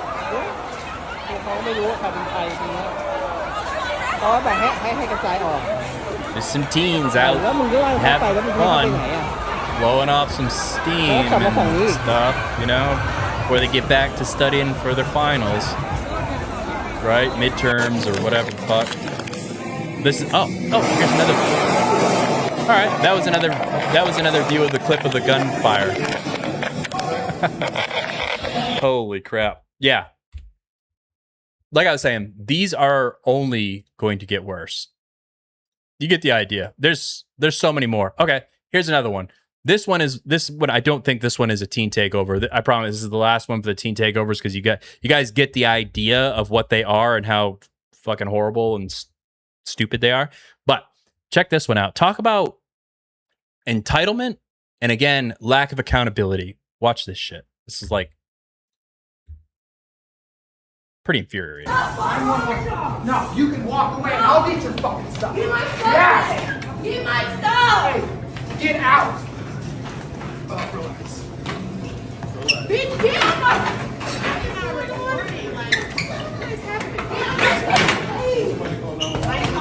Good for him. Good for him. You act like a man, you get treated like a man. No! What's wrong with them? Get my stuff! You're gonna get no! Get my Yo. stuff! Give me my bag! Call the police. I don't give a fuck. If someone punches me, you're getting punched back. Look at her. I don't even know what she wants. Somebody's on the phone with the police, right? Somebody's on the phone with the police, right? Jesus. Nah, everybody's just staring, video recording you dealing with this. Good. Good. Good. Good. Maybe she got fired. I don't know. But whatever it was, looked like it's in an airport. Where is security? Where is security? How does something like that happen in airport security? They make me fucking take my shoes off, scan my balls to go get on a plane, and that this can still happen. They're more worried about what I have in my shoes than... Yeah. safety and security, I guess. That's crazy. All right. Now, last topic of the evening. The Belfast attack. Okay. So when I heard about this story, in case you didn't know, there was a special needs individual who in Belfast who basically almost got his head cut off by an illegal migrant from Sudan. And that's why all the riots are happening over in Belfast and Scotland right now, is because of that. And when I was trying to find the picture that I used in the thumbnail, I knew when I went on X, I was going to be able to find the picture, but I also knew that I was going to be able to find the full video. And so I was very prepared to click the pause button very fast. I was not fast enough. It is horrible. It is horrible. Horrible. Horrible, horrible, horrible, horrible. And I didn't watch the whole thing, but I got the gist. I guess the victim lived. I think he's blind now. He lost an eye. The guy carved his eye out. Tried to saw his head off, basically, but I don't know what he was using for a knife or an instrument or whatever, but it was absolutely horrible, right? And so they're rioting over there. Now, you know, like Europe has been dealing with they have been dealing with the illegal migration stuff. I don't know if it's longer than us, but it's definitely like they're speed running it, essentially. The problems that they're having over there with it are what we are starting to have here. I mean, with ICE and all that stuff just happening. Same thing with gun control, right? For instance, it's like, oh, okay, you ban guns. All right. Did the violence stop? Nope. They just start stabbing people. All right. Okay. Well, we gotta ban machetes and swords. Okay. Well, they'll just use a smaller knife to stab people. Okay. And then here's the problem, though. Like when I say like Europe, it's difficult because when you say the U.S., it's all laws. You know, when I say the U.S., we can talk laws generally, but over there, UK has laws, Britain has different laws, Belfast, you know what I mean? However, I saw that they were like talking about having to take the points off of certain kitchen knives and stuff like that because they didn't want people getting stabbed. It's like, I guess my point is that we talk over here about gun control all the time. And yeah, we need gun control. I am a reasonable gun control advocate. I also think you should own guns and carry guns. So when we look and we're like, okay, how did it go over there when they took away guns? Okay, not good. Violence still happens. And they're talking, oh, yeah, but there's no mass shootings. Okay, yeah, sure. They get in a vehicle and they drive it through a crowd instead, right?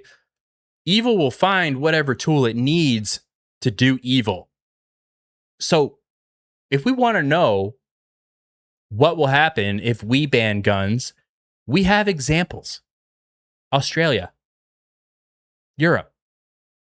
It'll go the same way, right? It'll go the same way. Anyways, so I got some reactions from some people that actually, I believe one actually lives over there. So we'll get kind of some up-to-date takes from people that are from that area of the world. I do not recommend going on X and looking it up, though, because just like when Charlie Kirk got assassinated, I went looking for the news story and it wasn't on mainstream media just yet. And I knew that like news breaks faster on X. And yep, I didn't want to see it, but I saw it. Same thing. If you go looking and you type in Belfast knife attack on X, you're going to see it. Be warned. Be warned. Happened in Belfast. You saw what happened? And the establishment, the British government, instead of learning something from it, they're doubling down on their narrative that this is what the right wing wanted. This is what we wanted. When in fact, we're the ones who've been warning them for years that this will happen. This will get out of hand. I don't want to see that.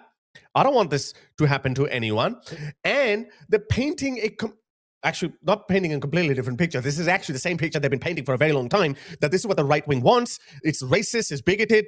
When we say that when you don't listen to your own people you are supposed to safeguard, people you are supposed to put their interests first, when they tell you, please don't flood our tiny countries with mindless barbarians from hostile foreign cultures who we share nothing with, stop importing them, then, and you don't listen to them, then this will happen. How many times we've been saying that an incident, any other terrorist attack by a Muslim or by a North African or by any other illegal migrant, that can light a fuse that could engulf in flames that no one can extinguish. We've been warning that. So what does Keir Starmer do? Let me read that to you. Now they're trying to, again, crack down. Instead of listening to the people, listen to the people, change the direction. That's what I don't understand. These scenes in Belfast last night were shocking and completely unacceptable. There's no justification for the violence and disorder that we saw threatening our... And he's not talking about the guy cutting the other guy's head almost off. He's talking about people being upset and rioting afterwards. That's what he's talking about. There's no justification for the violence and disorder. They call it disorder over there.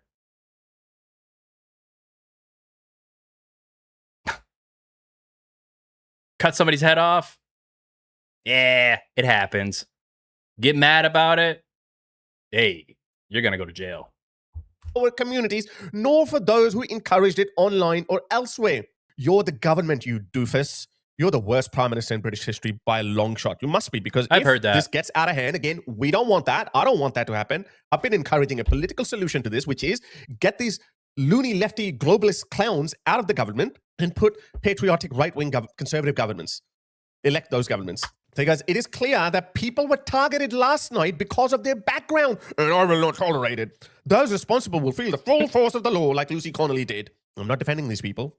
These are just the symptoms of the disease that these people have inflicted upon our societies, especially the UK. That's what we're worrying about. And look how he's turning it into a race issue. People pissed over there. It's not a race issue. It's a political issue, which is far more complex than, these white supremacists don't want non-white people in their country. Where were these riots? I know Ireland, Northern Ireland is a little bit different, and I'm telling you, this is going to happen in England. It's going to happen on mainland Britain, because they can't read the room. They can't smell the coffee. They don't know what's going on around them. Yeah, because they're not listening to their people. Dogmatic in their ideological globalist belief system that they're not willing to listen to any other alternatives. Let me show you how much of a race issue this was. I'm sure you've seen that video clip where a non-Irish family is running away from a burning house, and they jump into the back of an ambulance or something. I'm sure that you've seen that clip, but have a look at this.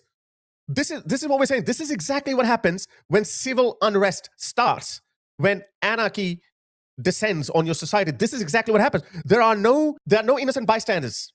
Everyone gets engulfed in that. And look Everyone at this. can Look get at this poor brown man whose house got burned down. Is that a brown man? No. That's exactly what we're telling you. It's not just a race issue. It's a political issue. People are sick and tired of importing people who do not belong in this country. And when you don't listen to them, then this is going to happen. Again, I'm not endorsing that. I am warning you. And I'm not the only one. So you should do something about it instead of gaslighting the people who are angry. And this is no way to express your anger. It is kind of interesting. Like, the people of the country are like, hey, we don't want any more people coming in. And the government's like, but you should. Yeah, but we don't. Yeah, but you should. But we don't. Yeah, I know.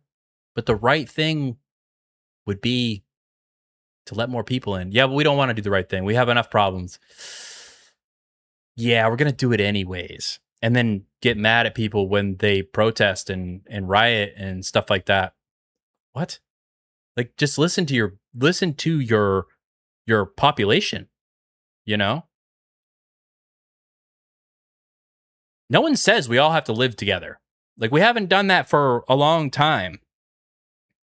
You know, we've always been tribal. I have no problem with that. As long as, like, we treat each other okay still, right? You know, I'm white. I'm probably going to feel more comfortable living in a white neighborhood because we have similar values and our culture is the same and all that stuff. Why is that a hard thing to understand? I think that's like a basic human thing. Tribalism, right? Doesn't mean you have to hate the other people, but it also means you don't have to love the fact that they came into your country and are sleeping in a tent on the street outside your house. I don't think that's crazy to say. I don't think it's racist. I think it's pretty normal. And it's funny because when the homeless population really started getting out of control, like in San Francisco and LA and stuff like that, and it spilled out into areas where rich people had to deal with it, all of a sudden they got really upset when they had to step outside of their fucking mansion and there's a tent city and they have to step over human feces. You know, no one wants to live in that society. No one wants to live in that country. No matter what country it is, we don't want to live in it. And for whatever reason, the governments just keep forcing it down our throats. If Japan doesn't want to let anybody in except Japanese people, I'm okay with that. Because it's their right. I'm not from there. Why would I think I have a right to go into their country? It's not my country.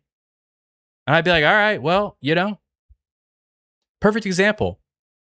We have, there's a beautiful trail system with a waterfall. It's gorgeous. And the Native American tribe that owns the land decided that they did not want it open to the public anymore and no one can visit anymore. It sucks, but it's not my land. It's not my decision. I'm not even like butthurt about it or thinking it's racist or anything. I'm just like, all right, well, it's your land to do what you want with. So again, if Ireland doesn't want to import people, that's fine. If Japan doesn't want to, that's fine. You know, like, stop forcing this agenda on everybody. I have to keep saying this. I'm not endorsing this, but this is your own doing. This is going to happen everywhere. It's going to happen in Australia if our woke lunatic government of Anthony Albanese doesn't understand it. Keeps flooding Australia with migrants from other cultures. Eventually, right. I'm not saying it's going to happen tomorrow in Australia because Australia's a few years behind. But learn something from the UK. These politicians are importing these divisions. They're importing these problems. That didn't exist 10 years ago. I don't understand why. There's got to be an overarching strategy to this, and I just don't understand it. Yeah? 13 years out here, and that's gone. The house is wrecked, man. The whole house is completely destroyed. From top to bottom, it's literally all gone. And why? I guess, like, why don't they go to similar countries? Why are they going to seek asylum in countries that are way different? Shouldn't the first option be the closest option in proximity, but also in similarity to their culture so that they can assimilate and not have this like shock, right? Yeah, I don't know. Anyways, let's listen to this. Yeah, this is also a more, so that was that guy. He was obviously pissed off about it. This is another guy.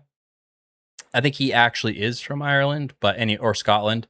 So look at this. So shocking and disgusting footage has emerged of a crazed African woman mimicking and mocking the attempted decapitation of Stephen Ogilvie in Belfast. Now, just to give some clarity, this happened in the middle of the day in Belfast, in a place called Dungannon, in front of members of the public. So first we'll take a look at the footage, and then I'll give you an update on the situation. Anybody, look, she's doing it again. Look. Oh my god. She's reenacting it. Oh my god, you need to oh my god. She's not on the ground. So yeah, it's only a short clip, and this woman, she clearly has severe mental health issues, and she is a disgusting, horrible character. I mean, she looks crazy to me. She deserves to be deported from Ireland for this, because she's literally inciting hatred and mocking a man who literally almost had his head decapitated.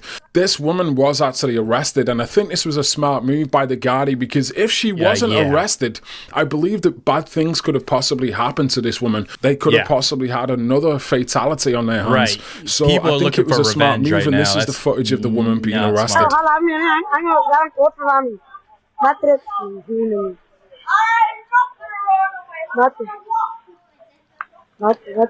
They just put her in the car. Nothing really happens. They arrest her. Skip. Yeah, just to give you my quick thoughts on the situation, as I say, this woman is obviously mentally deranged. She has some sort of mental illness, and she's clearly a horrible person. I mean, I think she's actually a migrant as well. This is what people were saying, but it looks like she actually owns this business on this street in Dungannon. I'm not going to say the name of the street, but she has been removed and she has been arrested now. And I just want to say, really, in my opinion, this woman, she should actually be arrested. She should be sent to prison. If she's not sent to prison, she should at the very least be deported from Ireland, because this is literally inciting hatred and violence. This situation is super dangerous as well, because if you look at the riots that are taking place in Belfast in a moment, it's a very, very delicate situation. And the fact that this woman is kind of just taking the piss, and you know what's like now is not the time. You know what I mean? Now is not the time to be doing something like that. Yeah. It's freaking crazy. Anyways, I think he has a couple other things to say. Let me just skip a little ahead in the video. And she said, here we go. Talking about the victim protest here. In Belfast. As I say, I'm talking not about the guy that almost got his head cut off. People have had enough here, which in is terms important. Of I think it's Stephen relevant. Ogilvie, another woman has actually given an account of the situation, and according to this woman in Belfast, there was actually a second attacker who tried to decapitate Stephen Ogilvie as well. And this is the footage of the woman talking about the situation, and here's what she had to say. And attacked. She says she used to babysit for him when he was younger. He's special needs, and he's hard of hearing. Yeah. And she said, disabled. Well, she said that she knows the family well, and she used to mind him. She said that wee lad has been living there, that young man, well, he's 47. She said he's been living there for about 2 years. And she said them foreigners that moved in only moved in like 4 days ago. Right. And he was doing everything to help them out when they moved in. And it's not just one. There was 2 of them jumped him. But the news hasn't given it out yet. The 2 of them moved into the flat. Wow. And one of them was the one that was arrested. The other one hasn't been mentioned anywhere in the news yet. But he was involved in the attack, allegedly. This is what she said. This is why up in Rathcoole they're going ballistic, because the wee lad originally came from Rathcoole, and apparently he did everything to help them. Do you think the authorities are trying to cover that kind of thing up? That there was a second. The whole thing. They're trying to blanket everything that's going on. And the lad who was attacked was actually trying to help them move in. He was helping them for the last couple of days. Apparently he's really kind, thoughtful wee lad. How insane is that? Kind-hearted. Mentally disabled person, hard of hearing, helps these 2 guys move into their home, which I think was like the housing that they give to refugees or whatever, migrants. But I'm not positive on that. And then, for whatever reason, one of them decides that they're going to cut his head off. They were in that neighborhood for 4 days. 4 days is all it took for somebody to want to cut somebody's head off. What the fuck? That's what she said. She says, Margaret, he's the type of man, he would have done anything for anybody. She says, so he has been going out of his way to help him. Now, the reports we're hearing now, he has a GoFundMe. His nose has been cut, his eyes out, and he's blind in the other. That he can't hear anybody. He's hard of hearing. What life does he got when he comes out of it? So he's already hard of hearing, which means kind of like he was almost deaf. Now he's blind in one eye and he's missing his other eye. Like, I don't know. Like, that's tough. intensive care. So as she said, guys, the illegal migrants, there is actually 2 attackers, apparently, according to a resident that witnessed the situation. And they only moved into the accommodation 4 days ago. And apparently Stephen Ogilvie, he was helping them move in. He was helping them get settled. And then they actually turned on him and tried to kill him. So this is, this is a disgusting, shocking situation. Just to go back to, this individual, the crazed African woman, making fun of the situation. It's not good, man. It's disgusting behavior. Like, what kind of evil, disgusting person especially when you've mock seen the video, somebody who was almost murdered? Like, what is going on in her mind? So why is she in disgusting. Ireland if she feels this way towards Irish people? It just makes no sense. It's absolutely crazy. And there's another additional piece to this story as well. It goes a little bit deeper. This was posted by Grifter Report, and he says, "This broke me when I read this. New information has come to light about the past of the Belfast victim. The Belfast victim was drugged and tortured by gang leader at Livingston Flat in a horrific attack. Stephen Ogilvie, who was learning difficulties, was attacked in 2001 at a flat in Livingston, West Lothian, by drug dealer David McGleave, then aged 21. McGleave gave him a date rape drug, GBH, stripped him, poured aftershave over him, and set him on fire whilst he was watching television. McGleave was later jailed for 14 years at the High Court in Edinburgh in 2003. Ogilvie is now in hospital in Belfast with life-changing injuries, including the loss of an eye after Monday night's knife attack by Sudanese national Hadi Alodid. This poor man has gone through so much pain and suffering in his life, only to go through what he did the other night. No one deserves this." So, people are evil, man. Evil exists. Evil exists, and I think a lot of folks that have not been exposed to evil don't really understand, and they're way too tolerant of evil, right? You have one of the most vulnerable parts of society when we come to like the mentally handicapped and the disabled, right? He gets set on fire by somebody and then survives that and then goes about his life and then almost has his head cut off by somebody else. God damn, man. God damn. Evil. All right. I found this clip and I thought it was good. We're not going to watch this whole video. I think it's like a couple minutes long. However, I think since we've been talking a lot about the Karmelo Anthony stuff and race and how they're really just trying to get the race riots going, I feel like this was a very level-headed take, and I thought it was a good one to end on. So let's give it a watch. Didn't invent slavery. Hold on. White people didn't invent slavery. In fact, they were the first to end it. Yet somehow saying this is controversial. Watch what happens when someone says it out loud. The reason there is no slavery in the world today, I mean, there's a lot of slavery in the world today, but in the parts of the world where there's no slavery, is because the British Empire ended it. That's why there is no slavery. That is...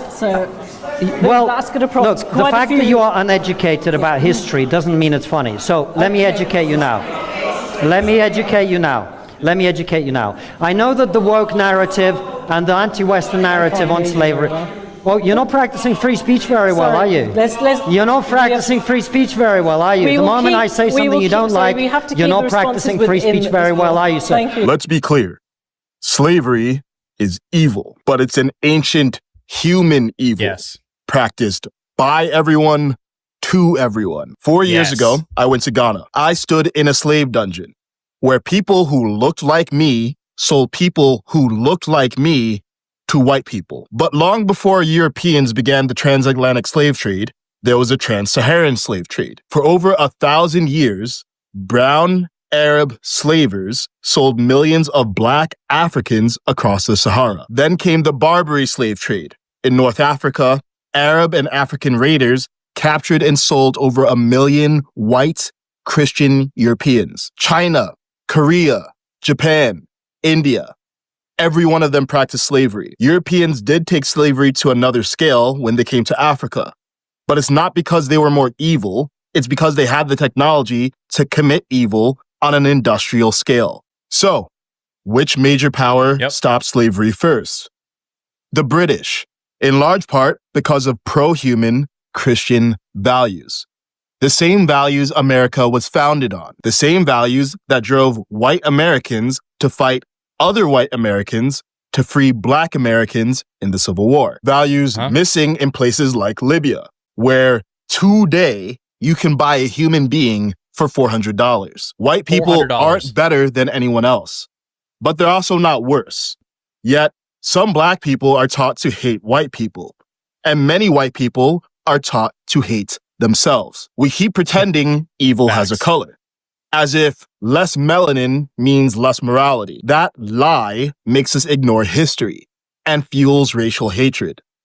Right now, much of that hatred is aimed at white people. But why should black or brown people care? Because hatred is a hot coal that we hold in our hand, waiting to throw at another. It burns them, but it burns us too. It turns every problem into white supremacy while defending black degeneracy.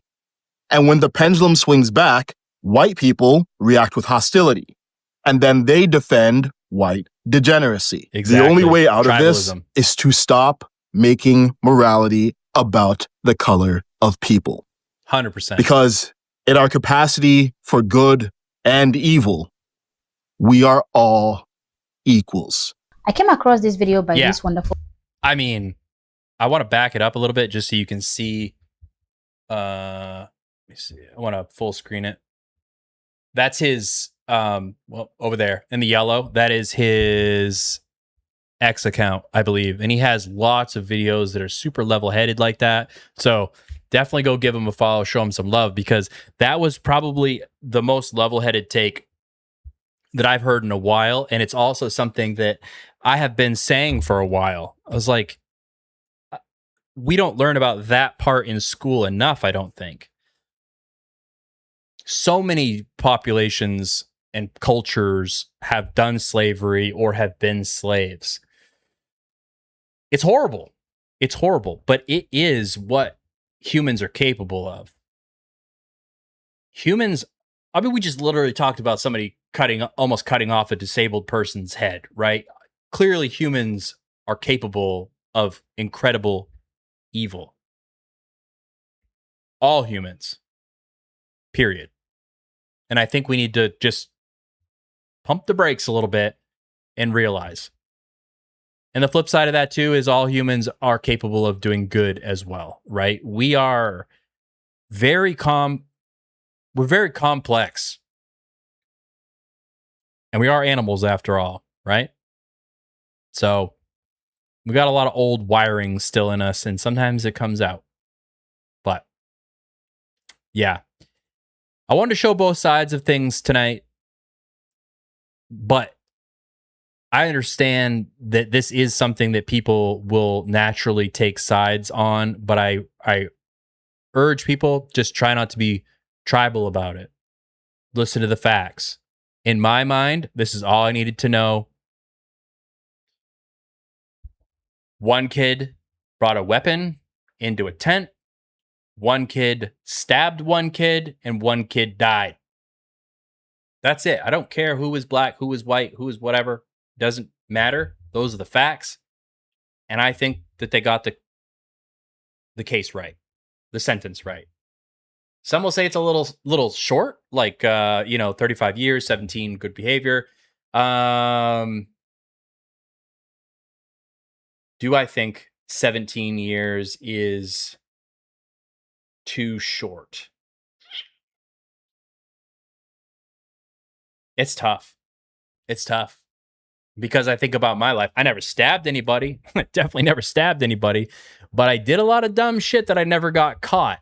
And I know that if I did get caught back then when I was a teenager, my life probably would be different. However, I never came close to stabbing somebody. It just wasn't in my nature, for whatever that means. But, all right, that is all I got for you guys tonight. If you like this, please, if you got anything out of it, please subscribe, drop me a comment, tell me what you think. Do you think the sentencing was correct? I'm sure I'm going to get lots of feedback on it, lots of opinions out there. So yeah, like, comment, subscribe. Helps the algorithm and the channel immensely. I appreciate you all for watching. We had a good turnout tonight. We had some people interacting and stuff. It's always good. So I will catch you all next Thursday, 8 p.m. Eastern Standard Time. And hopefully we have better news to talk about, but I kind of doubt it.